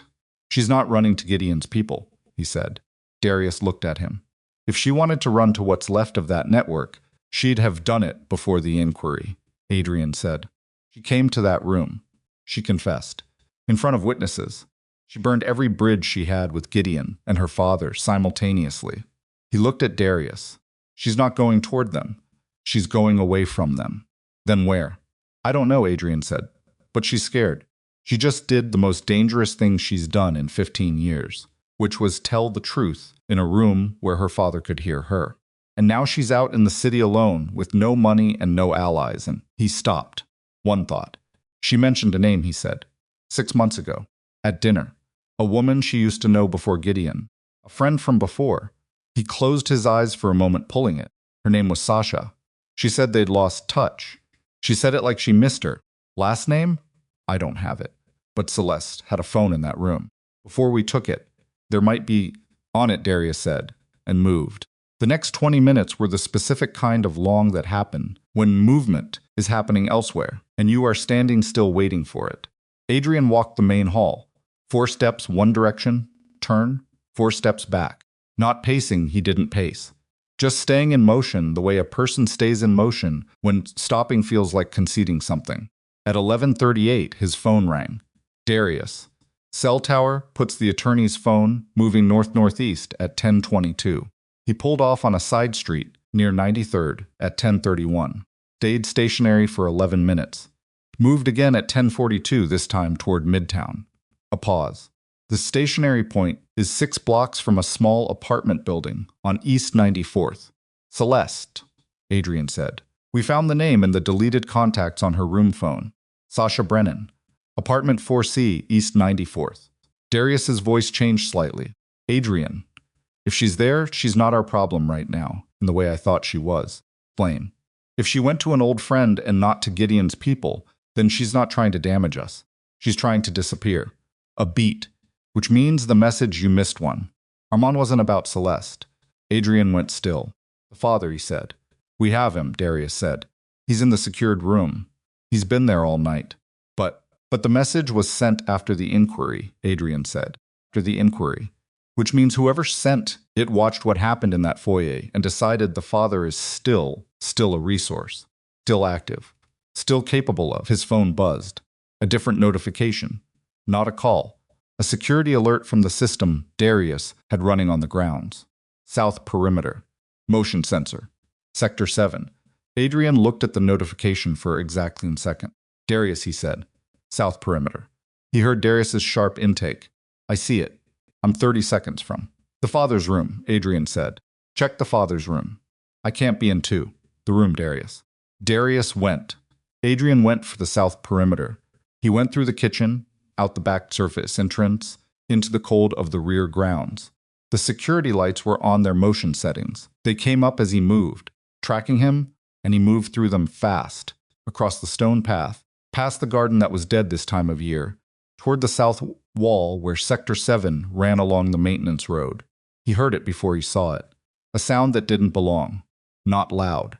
Not obvious. The specific sound of weight moving through ground cover, the careful, deliberate movement of someone who was trying not to make sound and was almost succeeding. He stopped, pressed himself to the wall of the storage outbuilding at the south end, listened. The sound moved. Coming along the wall, heading toward the secondary gate, the one that wasn't on the main system, the old one, the one that required a physical key because it had never been updated. Key. He thought about Celeste's attorney. He thought about the code for the room. He thought about what else a man with access might have copied. The sound stopped. Silence for 3 full seconds. Then a figure came around the corner of the storage building at a low, fast angle, and Adrian moved. He moved first. He had the advantage of stillness. The other person was in motion, and motion has a direction it's committed to. And the problem with being committed to a direction is that you can't change it instantly. Adrian moved into the path of the figure, and his shoulder caught the man's weight full on, and they went into the wall of the outbuilding, together with a force that knocked the air out of both of them. The man was not small. He was Adrian's height and heavier, and he recovered faster than expected twisted. Got an elbow up, caught Adrian across the jaw with enough force to make white split across his vision for a moment. Adrian tasted blood, the inside of his cheek bitten in the impact. He didn't stop. He got a hand in the man's jacket and turned his own body weight into a pivot and put the man into the wall again, this time face first, and this time the man went down on his knees and didn't get up. Darius was there in 40 seconds, which was fast. His footsteps came from the direction of the kitchen, and he arrived with 2 people and a light and the controlled breathing of a man who had been running. The light hit the man on the ground. He was mid-40s. Adrian didn't know him. He had a secondary key in his right fist, still clenched around it even on his knees, and in his jacket. When Darius's people searched it, they found a phone and a folded piece of paper, and nothing else. Darius unfolded the paper. He read it. His face went through something. He handed it to Adrian. It was a list. 8 names. Addresses beside each one. Neat handwriting. The handwriting of someone who wrote things down carefully because they understood that clarity was important. The first name on the list was Darius Kane. The third name was Petra. The fifth name was a name Adrian didn't recognize at first, and then recognized with the gold that started in his chest and moved outward. Serrano E. Child. Not an address he knew, not the estate. A different address. He looked at the address for 1 second, the specific second, in which a man understands what he is looking at and what it means and what it would have meant if a motion sensor in Sector 7 had not gone off at 11:41 p.m. He looked at Darius. Darius's jaw was tight. His eyes said the same thing Adrian's chest was feeling. The father, Darius said. He got a message out when we had him, before the inquiry. Not the one we caught another one earlier. Different channel. He knew the inquiry might go wrong, Adrian said. His voice was completely level, the levelness of something that has gone past the register where volume is available. He built a contingency. Yes, if his daughter confessed, if the story collapsed, if we walked out of that foyer tonight with Elise's account intact, then the contingency activates, Darius said. Adrian looked at the address on the paper. It was not the estate. It was a neighborhood address, the kind of neighborhood where a woman who turned down money and protection might rent a small apartment. The kind of address that a man with 14 months of surveillance on Adrian's life might have pulled from an employment file. They already know where she lives, Adrian said. The man on the ground wasn't the only one, Darius said, quietly. This was a distraction. Sector 7. He looked at the fallen man and then at Adrian. Someone knew your security configuration. Knew which sector would pull you personally, while someone else. Go somewhere else, Darius said. Adrian was already moving. Back through the grounds, through the kitchen, up the east wing stairs with Darius behind him, and he hit the door at the end of the corridor, and Petra was there, exactly where he'd left her, and the door was closed and everything looked the same. Petra. His voice came out harder than he meant. Is she in that room? Petra looked at him, read his face. She had the door open in 2 seconds. The room was there. The bed was there. Maya asleep in the center of it, the orange crayon still loosely held, the blue one fallen onto the sheet beside her hand. Elise was not in the chair. The chair was empty. Adrian's heart did something he didn't have a word for. She went to get water, Petra said. Her voice had a thread of urgency in it now. 11:25. She said she'd be back in 2 minutes. The kitchen at the end of the hall. I watched her go. I was watching the door. How long? Adrian said. He was already back in the corridor. 12 minutes, Petra said. I was watching the door. Stay with Maya, he said. Do not leave that room. He went. The corridor kitchen was empty. The glass she'd gotten water in was on the counter, half full, sitting there like an interrupted moment, like she'd picked it up and set it back down. The window above the sink was closed. He went to the window and looked out. The side of the building, a narrow path, the hedge line, and at the far end of the path, just at the edge of the security light's reach, a figure he recognized by the way she held herself, the specific posture of a woman who has been standing in the cold for 8 minutes, watching something she didn't want to watch alone. He went out the side door. She was standing at the edge of the path with her arms crossed over her chest against the cold, and she turned when she heard him, and her face in the security light was not the face of someone who was afraid. It was the face of someone who had made a decision. There's a car, she said. It's been on the street since I don't know when. I saw it from the window when I came to get water. It hasn't moved. Adrian looked toward the street, at the distance and the angle she'd have had from the window. She was right. He could see the outline of it from here. Dark sedan. No plates visible. Engine probably cold by now, which meant it had been there a while. You saw it from the kitchen window, he said. I've been watching it for 12 minutes, she said.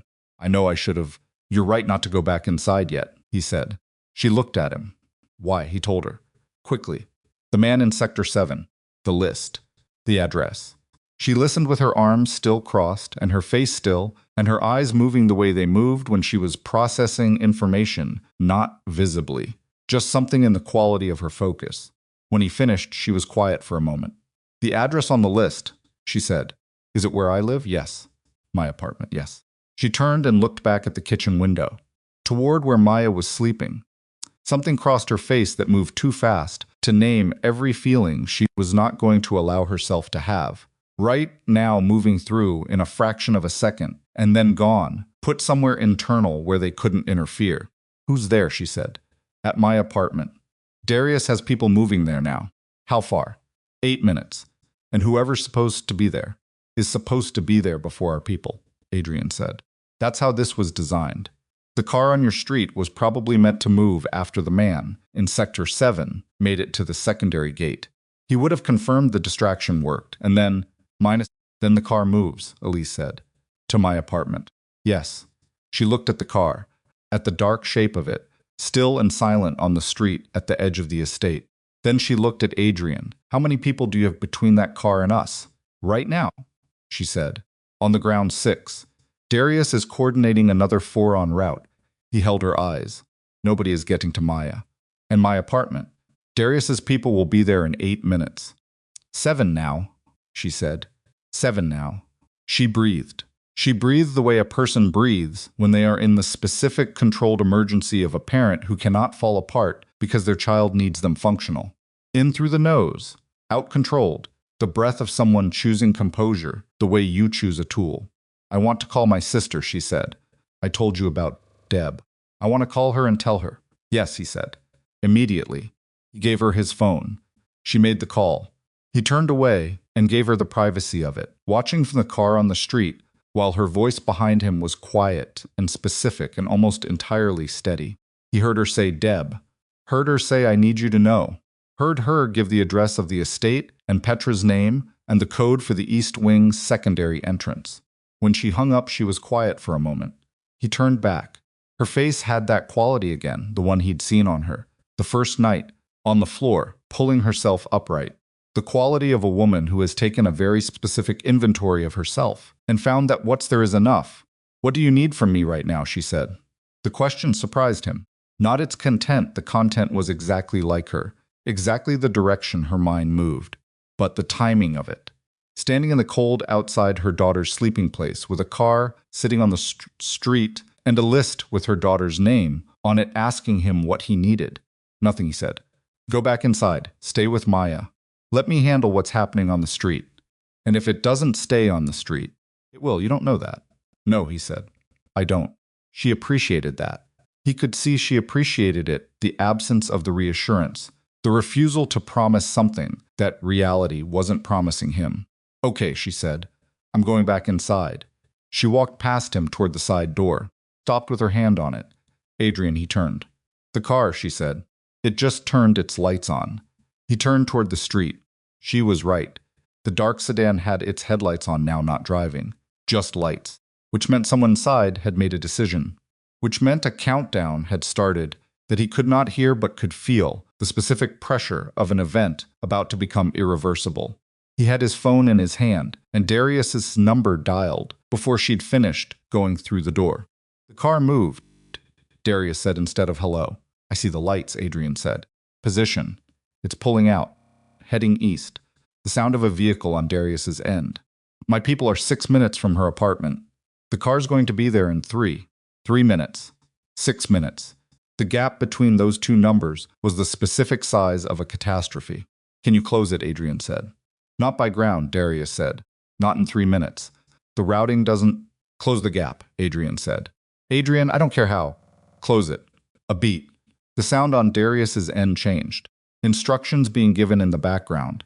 Fast. In the clipped shorthand of people who had worked together long enough to not need full sentences.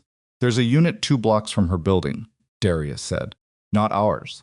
They can be there in 90 seconds if I make a call." Adrian understood what call that was. It was the kind of call that created records. Explanations.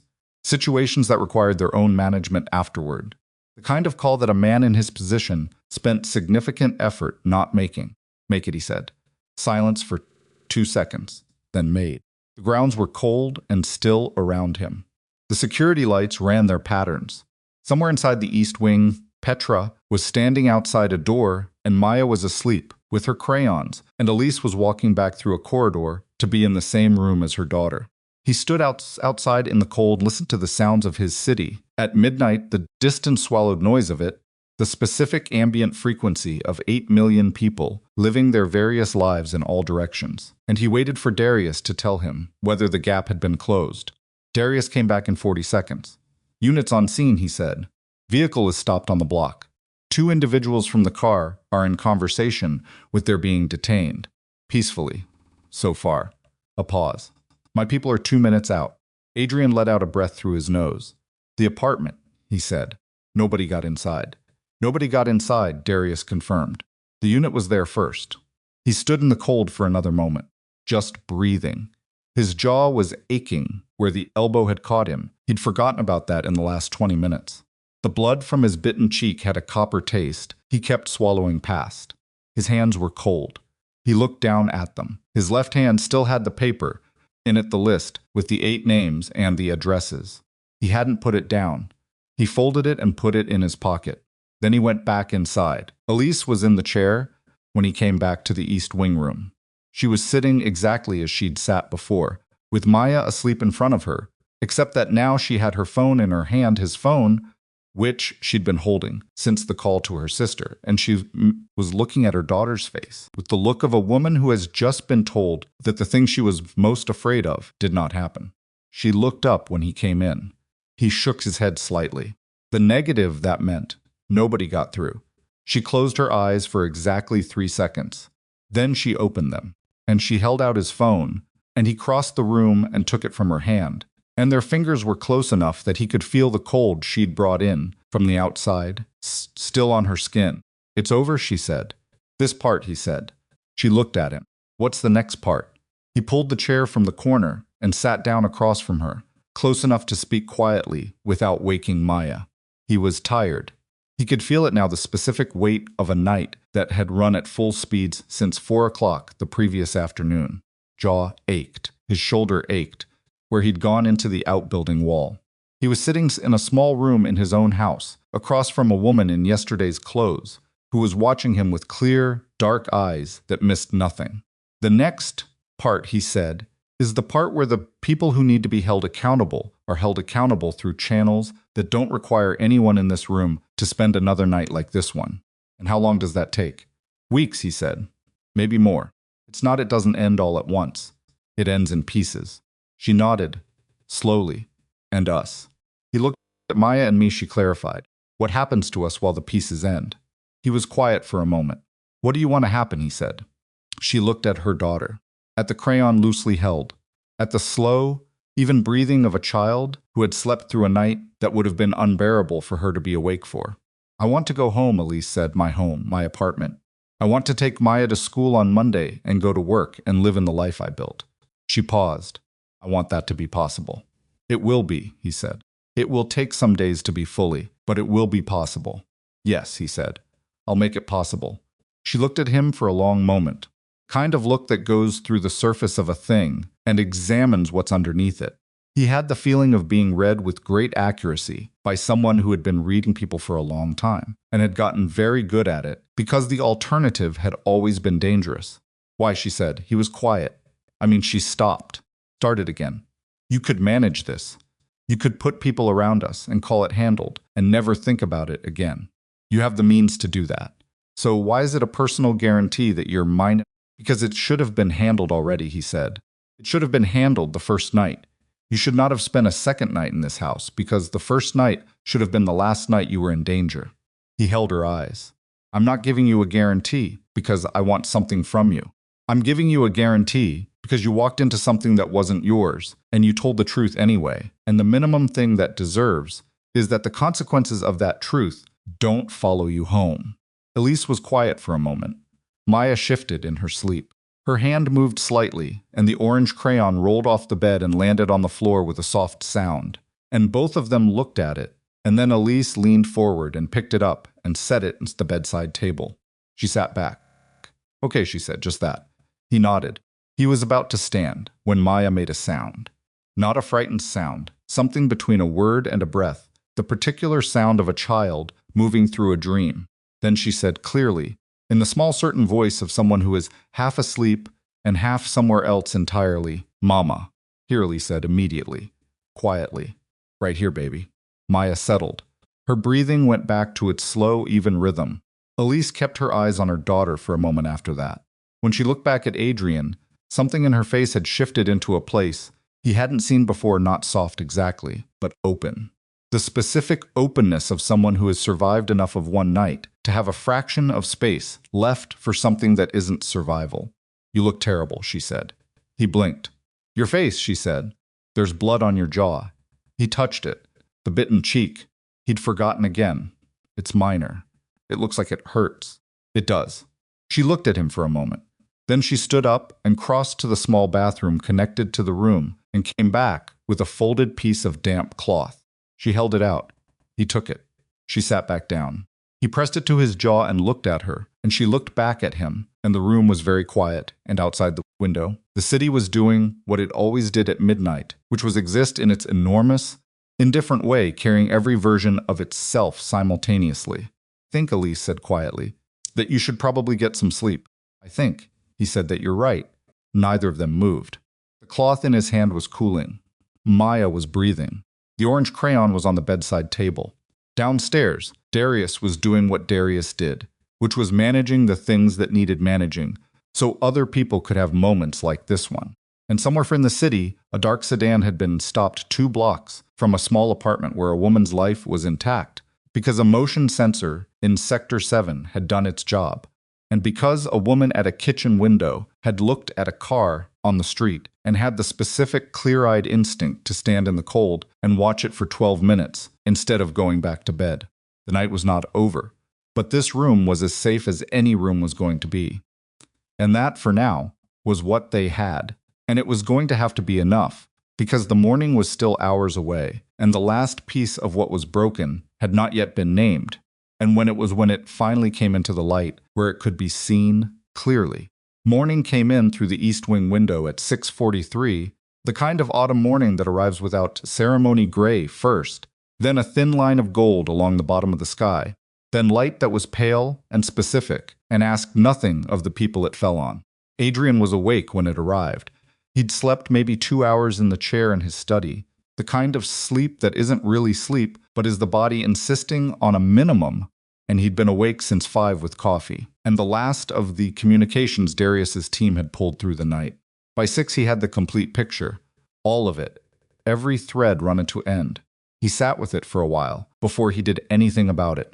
The picture was not pretty. Pictures like this rarely were.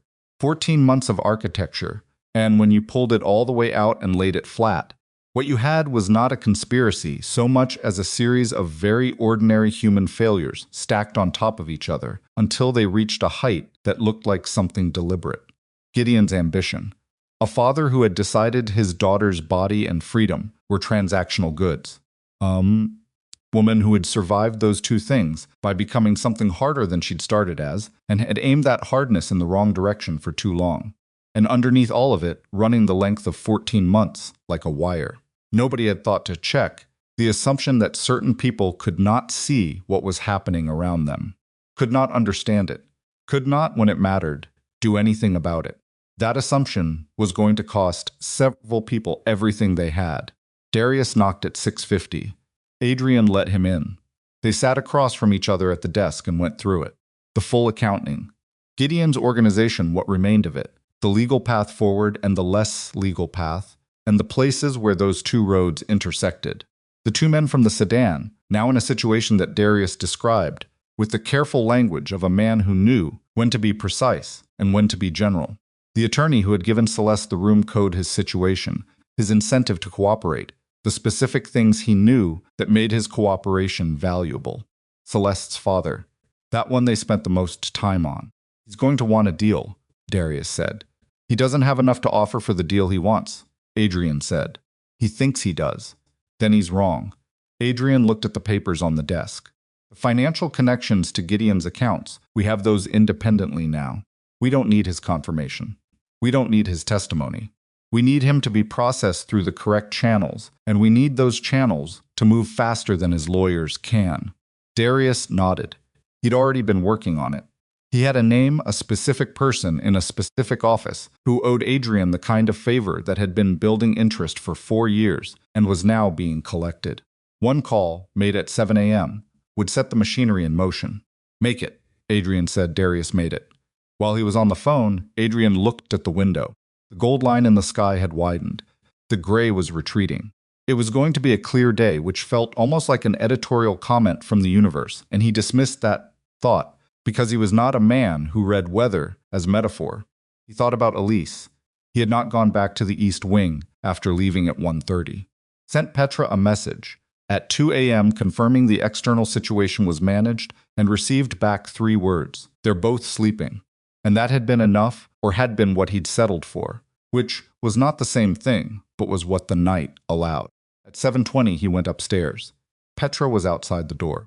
She'd been there all night without complaint, which was not unusual for Petra, but which Adrian registered anyway. He told her to go rest. She looked at him with the expression of a woman, assessing whether the instruction was genuine or performative, determined it was genuine, and went. He knocked, a pause, then come in. Elise was awake. She'd been awake, for while her hair was pulled back, her face had the specific clarity of someone who has washed it, and she was sitting at the table near the window with a cup of something hot. Maya was still asleep. The orange crayon had migrated back to Maya's hand at some point in the night, because children have their own gravitational systems. Elise looked at him when he came in, looked at his jaw, the bruising that had developed overnight along the line where the elbow had caught him, and looked at his eyes, which she probably read with some accuracy. Sit down, she said. He sat. She pushed the second cup toward him. Tea, he discovered. Not coffee, he drank it anyway. Tell me, she said. He told her. All of it? The final accounting? The complete picture in the same order he and Darius had just gone through it.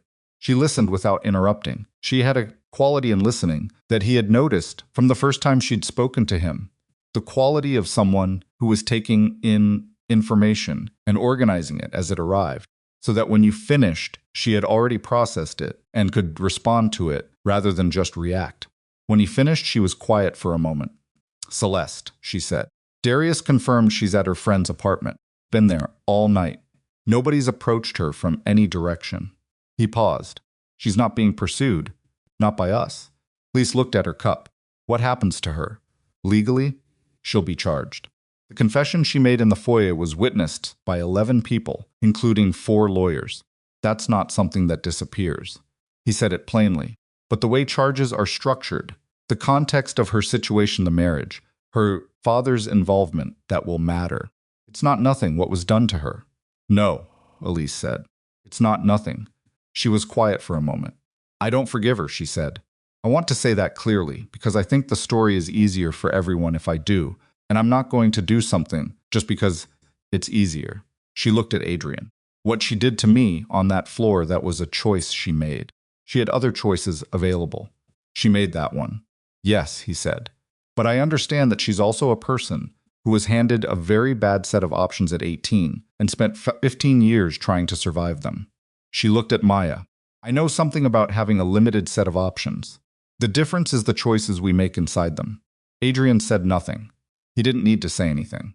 She wasn't asking for a response. She was saying something that needed to be said out loud to a person who would hear it and not immediately try to resolve it into something simpler. He heard it. She looked back at him. What about us? Our situation. The immediate threat is managed, he said. The people who were moving against you last night are in a situation that will be handled through legitimate processes. Your apartment, Darius's people cleared it last night. It's safe. He met her eyes. I'll have someone check it again before you go back. And I want to keep... He stopped. She waited. I want to keep a perimeter, he said, on your building. For the next few weeks. Unobtrusive. You wouldn't see it. Maya wouldn't know. Elise looked at him. Why? Because the main situation is handled. But the outer network takes time. And in that time, why are you asking? She said. You could just do it. You've done things this week without asking. He was quiet. I'm asking, he said, because you told me something the first night about not wanting Maya to grow up believing safety means belonging to a powerful man. He held her eyes. I'm asking because it's yours to decide. She looked at him for a long time. Something in her face did what it sometimes did, something that moved through quickly, a whole conversation with herself, visible only in the slight shift of her expression before it settled. 3 weeks, she said, and I want it genuinely unobtrusive. I don't want men in cars outside her school. You won't see them, he said. Neither will she. All right. They sat in the morning light for a while after that. The tea cooled. Maya's breathing was slow and even. Outside, the city was assembling itself for another day, with its characteristic indifference to what had happened in any given building the night before. At 8:15, Maya woke up. She came back to consciousness the way children do, instantly, completely, without the gradual emergence that adults require. One moment she was asleep with her crayon. The next, she was sitting up with her hair at an angle that defied gravity and her eyes fully open, and her first coherent act was to look around the room and locate her mother. She found her. Then she found Adrian. She looked at him for a moment with the frank, unfiltered assessment of a 6-year-old who has not yet learned to hide what she's thinking. Your face is purple, she said. Maya, Elise said. It is, though, Maya said. Are you okay? He looked at her. I'm okay. She accepted this with the efficiency of a child who has received a direct answer and is ready to move on. Is there breakfast? There was breakfast.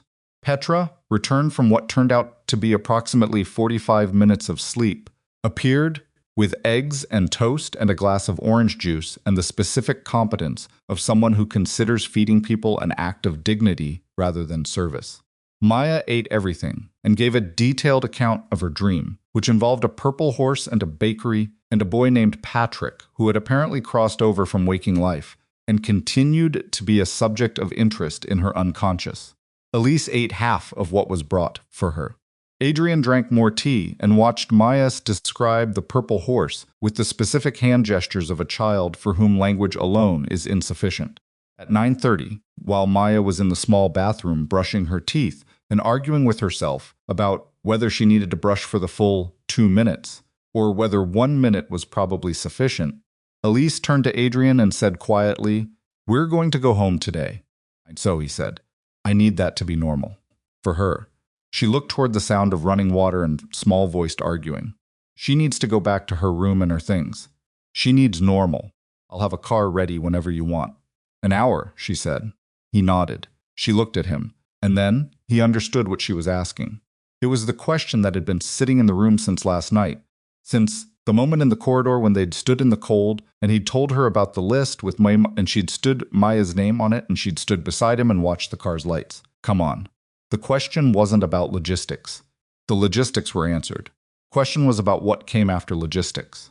"Then you go home," he said. "And you do exactly what you said. You take Maya to school on Monday, and you go to work and you live your life." He paused. "And I'll handle what needs to be handled on my end. And that'll take weeks, maybe a month, and after the month." He looked at her. "After the month, I'd like to bring you coffee," he said. "Not to the estate, not with a security detail. I'd like to find out where you work now and bring you coffee and sit somewhere ordinary and talk." He paused. "That's something you'd want." She looked at him for a long time. "You'd bring the coffee," she said. "I'd bring the coffee." Corner of her mouth moved. Not quite a smile. The suggestion of one. "What kind? What kind do you drink?" she told him. He repeated it back to make sure he had it right. She corrected one detail. Corrected himself. She nodded, satisfied. Maya came out of the bathroom, with her teeth brushed for what was clearly the minimum acceptable duration, and immediately announced that she wanted to draw before they left, and was there paper. There was paper. She settled at the table with her crayons, all of them now. The full collection that had somehow assembled itself over the course of 36 hours in this room, and began to draw with the total absorption of a child for whom the present moment is always the most important moment. Elise and Adrian sat near the window and said nothing and watched her draw. At 10:40, the car was ready. Elise packed the small number of things that needed packing, which was not much because they had come with almost nothing. Maya packed her crayons with great seriousness, each one placed in its box in a specific order that apparently mattered. At the door, Maya stopped and looked up at Adrian. She held something out. A piece of paper, folded in quarters. He took it. "For your office," she said, "because it's very boring in there." He didn't open it in front of her. "Thank you." She studied him for a moment. "Are you going to visit us, Maya?" Elise said. "I'm just asking," Maya said. Adrian looked at her. At the 6-year-old who had run across a marble floor and grabbed a stranger's legs, and said, "Please save my mama," without knowing whether the stranger was someone worth trusting. She had trusted anyway. "Yes," he said. Maya nodded, satisfied, in the way of a child who has received a commitment and will absolutely remember it. Elise looked at him over Maya's head. Something in her eyes that he was learning to read, not fast. She didn't give things up fast, but he was learning the specific language of it. "Thank you," she said. Just that. The two words and what was inside them, which was large and complicated and not fully nameable, and she wasn't going to try to name it right now in a doorway with her daughter watching. He nodded. They went. He stood in the corridor, after the sound of their footsteps faded down the stairs, and he opened the folded piece of paper. It was a house, extremely crooked. Two figures inside it, a large one and a small one. Outside the door, a figure that was clearly meant to be him, identifiable by the black suit, and what appeared to be an attempt at drawing a bruised jaw. He was standing outside the door, but in this version, Maya had added something that wasn't in the first drawing. His hand was on the door handle. He looked at it for a while. Then he folded it carefully and put it in his pocket and went back to his study. The weeks that followed were what weeks like that always are, long and administrative, and full of the specific grinding work of consequences, being processed through systems that move at their own pace, regardless of urgency. Gideon's case moved through legal channels that Darius managed with the quiet competence he brought to everything. The financial threads were followed to their ends. The outer network was dismantled piece by piece, which took time, which was frustrating, which was also the only way to do it correctly. Celeste's father received what he received, which was not what he wanted and was what the evidence supported, and his attorneys made noise about it, and the noise accomplished nothing. Celeste herself was a more complicated chapter. She cooperated, in the end. Not completely, not without her own attorney negotiating the terms, but enough. Her testimony filled in the parts of the picture that the communications and the financial records had left incomplete. She was specific. She was accurate. Darius confirmed independently everything she said that could be confirmed. The charges she faced were real. The context was also real. Both things were true simultaneously, and the system did what systems do with simultaneously true things, which is take longer than anyone would like and arrive at something imperfect that nobody is fully satisfied with. Adrian did not attend any of those proceedings. He sent what needed to be sent, provided what needed to be provided, made the calls that needed to be made. Then he went back to his own work, which had been waiting through all of this with the patient indifference to everything that doesn't stop because you've had a difficult week. Thought about Elise. He thought about her with some frequency, in the space between tasks, the way you think about something that has located itself in you without permission and shows no interest in relocating. He didn't examine it too closely. He had learned at 36 that examining certain things too closely before they were ready to be examined was how you damaged them. He waited. Maya's drawing hung in his study. He'd put it up himself, which was not something he typically did. Typically, things were put up by people whose job it was to put things up. He'd found a piece of tape and done it himself, crookedly, and it hung at a slight angle on the wall, across from his desk, and he looked at it sometimes when he was thinking. The hand on the door handle. At 6 weeks, he called Darius. "Is it clear?" "It's been clear for 10 days, Darius said. "I was waiting for you to ask." "I'm asking." "Then yes, it's clear." He found out where she worked, the way he found out most things through Darius, who was constitutionally opposed to sentimentality, but who had, without being asked, kept a loose and discreet awareness of Elise's situation during the weeks since she'd left. Not surveillance, just the awareness. The difference mattered. She was working at a bakery on a residential block in her neighborhood. She'd been there 3 weeks. The owner was a woman in her 60s named Frances, who, according to the one source Darius had, ran a tight operation and paid fairly and did not treat her employees like furniture. Adrian went on a Tuesday morning. He did not tell Darius where he was going. He took his own car, drove himself, which he was capable of and rarely did, and he parked on the block and walked to the bakery and went inside. It was a small place, real, in the way that certain small places are real, the kind of real that comes from age and use and not caring very much about aesthetic consistency. The cases held things that had clearly been made that morning. The coffee came from a machine that looked like it had been bought in another decade and worked better for it. Elise was behind the counter. She saw him when he came in. Her face did the thing it did, the rapid internal movement, the settling. Then something else moved through it. Something that was not surprise, because she'd told him she'd be here, and had not been surprised to receive his message saying he was coming, but something that was in the neighborhood of surprise anyway. He walked to the counter. "You said you'd bring coffee," she said. "Not come to where the coffee is." "I brought myself," he said, which is less impressive. She looked at him. His jaw was healed. He'd slept, finally, in the real way, for the first time in weeks, and it showed. He looked like a man who had finished something difficult and was standing on the other side of it. "What kind did you want?" she said. "I'll have what you'd have," he said. She made 2 cups. He watched her make them with the ease of someone who has done a thing enough times to have forgotten they're doing it. Her bandaged wrist was healed. She moved it freely, without the careful compensation she'd had the last time he'd seen her. She came around the counter and they sat at the small table near the window, the only table in the place with 2 chairs. They drank their coffee. Outside, the neighborhood moved at its Tuesday morning pace.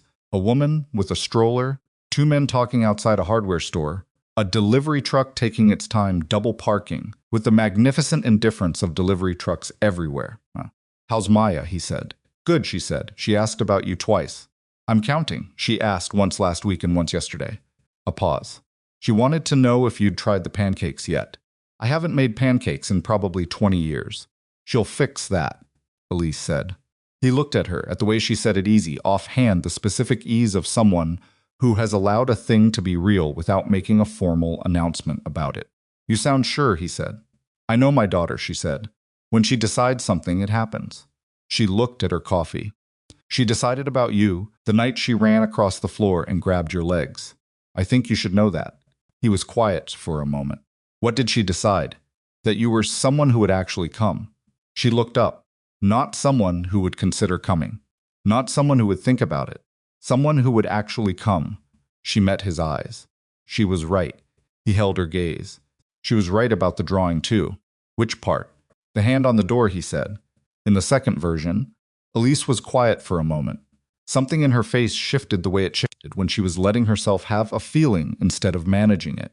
"I told her about that drawing," she said. "The first one. I described it to her because I'd seen it in your study." She turned her cup slightly on the table. She said she had to change it. "Why?" "Because in the first one you were just standing there." She looked at him. She said that wasn't what really happened. She said you came inside eventually. She said the picture should be true. He looked at her. Coffee was good, not complicated, just good. The kind of coffee that a woman named Frances made in a machine from another decade that worked better for its age. "I'd like to come inside," he said. Not metaphor, not performance. Just the direct, simple statement of a man who has learned, at some cost, to say the true thing directly. Elise looked at him for a long time. Through the window, the neighborhood kept its pace. The delivery truck finally moved. A child on a bicycle wobbled past, with the specific confidence of someone who has recently figured out the balance, but has not yet figured out the speed. The woman with the stroller stopped to check on her baby with the focused attention of someone for whom that checking never gets old. Ordinary life, moving at its ordinary speed. "I'm scared," Elise said. He held her eyes. "I know. I have a daughter," she said. "She's not a detail. She's not a complication to be managed. She's the first thing." "I know," he said. "The life I have." She looked at the bakery around them. At Frances moving behind the counter. At the window and the block and the neighborhood. "I built this. Not with money, not with connections. I built it with the years I have left after Maya takes all the good ones. A faint, real thing that was almost a smile. I'm not going to unmake it to fit into someone else's version of a life. I'm not asking you to," he said. "I'm asking to be in yours, whatever shape yours is." She studied him. The way she studied things completely, without rushing it. "You understand what that means," she said, in practical terms. "My apartment is not this house. My life doesn't have staff and gates and a second gate. Maya has a bedtime of 8 o'clock, and she takes it seriously, and so do I. And some nights I'm so tired when she goes down that I fall asleep on the couch with my shoes on." "Okay," he said. "That's it? Okay. What else would I say?" She looked at him. "Most people say something that starts with 'but.' I don't have a but," he said. I have coffee I didn't make, and a Tuesday morning and a woman I'd like to know better than I already do." He kept his eyes on hers. "The rest of it, I'll figure out as it comes." The bell above the bakery door rang, and two people came in and went to the counter, and Francis handled them with the efficient warmth of long practice. Elise looked at the table, then at the window, then at him. "Pancakes," she said finally. He blinked. "I'm sorry." "Saturday," she said. 7:30. "You come to us. I'll have the ingredients. Maya will instruct you, which means you'll do everything wrong, and she'll fix it and claim the result as her own." She held his gaze. "And we'll see how you are with bad pancakes, and a 6-year-old who has opinions about everything." He was quiet for a moment. 7:30 Saturday, he said. "Don't be late," she said. "She wakes up at 6:45, and the waiting will kill her." Something moved in his chest. Not unfamiliar, he'd been feeling it in pieces since the first night, since the moment a small girl with uneven braids had run across a marble floor and grabbed his legs. But fully assembled now. The complete thing. He had spent 36 years learning to be feared. He had not understood, until approximately 6 weeks ago, what it cost him. "I'll be there at 7:25, he said. "I don't want her to suffer." Elise laughed. It came out of her the way it did, genuine and unguarded, not performed for anyone, not offered. Just there, in the small bakery on a Tuesday morning, in the neighborhood she'd built herself, at the table near the window where the ordinary world moved past at its ordinary pace. He listened to it. He thought about what he'd understood the first time he'd heard it. The night she'd said something dry about how neither of them was going to sleep, and he'd almost smiled, and she'd had the sound of someone who laughs when they mean it, rather than when it's expected. He'd thought then that he could learn to love hearing that sound. He understood now that he already did. They finished their coffee. Elise went back to work.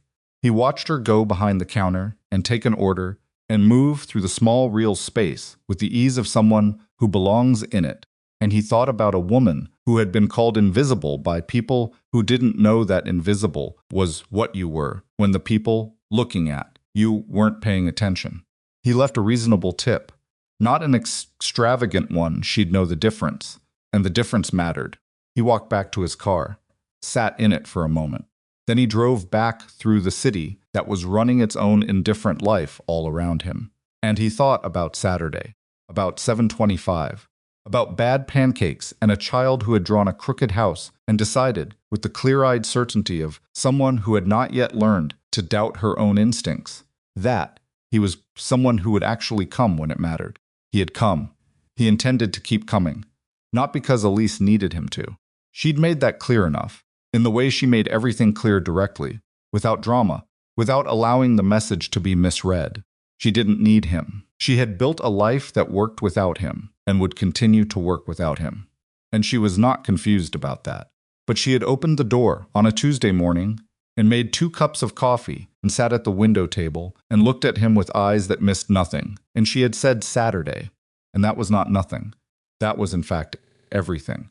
6 weeks later, Adrian was in his study on a Thursday evening when Darius knocked and came in with the final accounting, the last of the legal threads resolved, the last of Gideon's outer network processed through the channels that had been processing it for 2 months. He laid the summary on the desk, and Adrian read it and signed what needed signing and handed it back. "It's done," Darius said. "It's done," Adrian agreed. Darius looked at the drawing on the wall, the crooked house, the 2 figures inside, the 3rd figure outside with his hand on the door. He said nothing about it. He had never said anything about it. But he looked at it for a moment with the expression of a man who has watched a change happen slowly and is now looking at the evidence of it. "Saturday," he said. "Every Saturday," Adrian said. Darius made a sound that might, in another man, have been a smile. He nodded once and went. Adrian sat at his desk in the quiet study. On the wall, Maya's drawing. Outside the window, the city. Somewhere across that city, in an apartment on a residential block, a woman was putting her daughter to bed reading something, probably, or listening to something, or negotiating the specific terms of a 6-year-old's bedtime with the patient firmness of someone who has done it enough times to know how long it actually takes. The orange crayon was probably somewhere in the sheets. The blue one, too. He thought about the night all of this began. White roses on a foyer floor. A child's hands fisted in his trouser legs. A woman pulling herself upright from a marble surface, with a bruised wrist, and the particular expression of someone who has decided that the floor is not where she intends to remain. She had been right about that.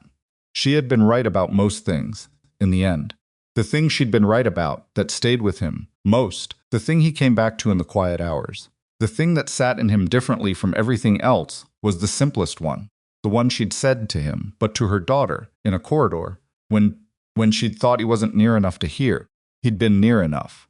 She'd looked at Maya, and she'd said, "I'm not raising a girl who has information that could help people and sits on it because it's safer." A woman who said that to her daughter on the worst night of her recent life was not a woman who had been made valuable by anyone's attention. She was a woman who had always been exactly what she was, waiting for the room to adjust its eyes. The room had been slow. He was not going to be slow again. He turned off the desk lamp. The drawing was still visible in the ambient light from the crooked lines of it. The two figures inside the house, the third figure outside with his hand on the door. Saturday, 7:25. He'd be early.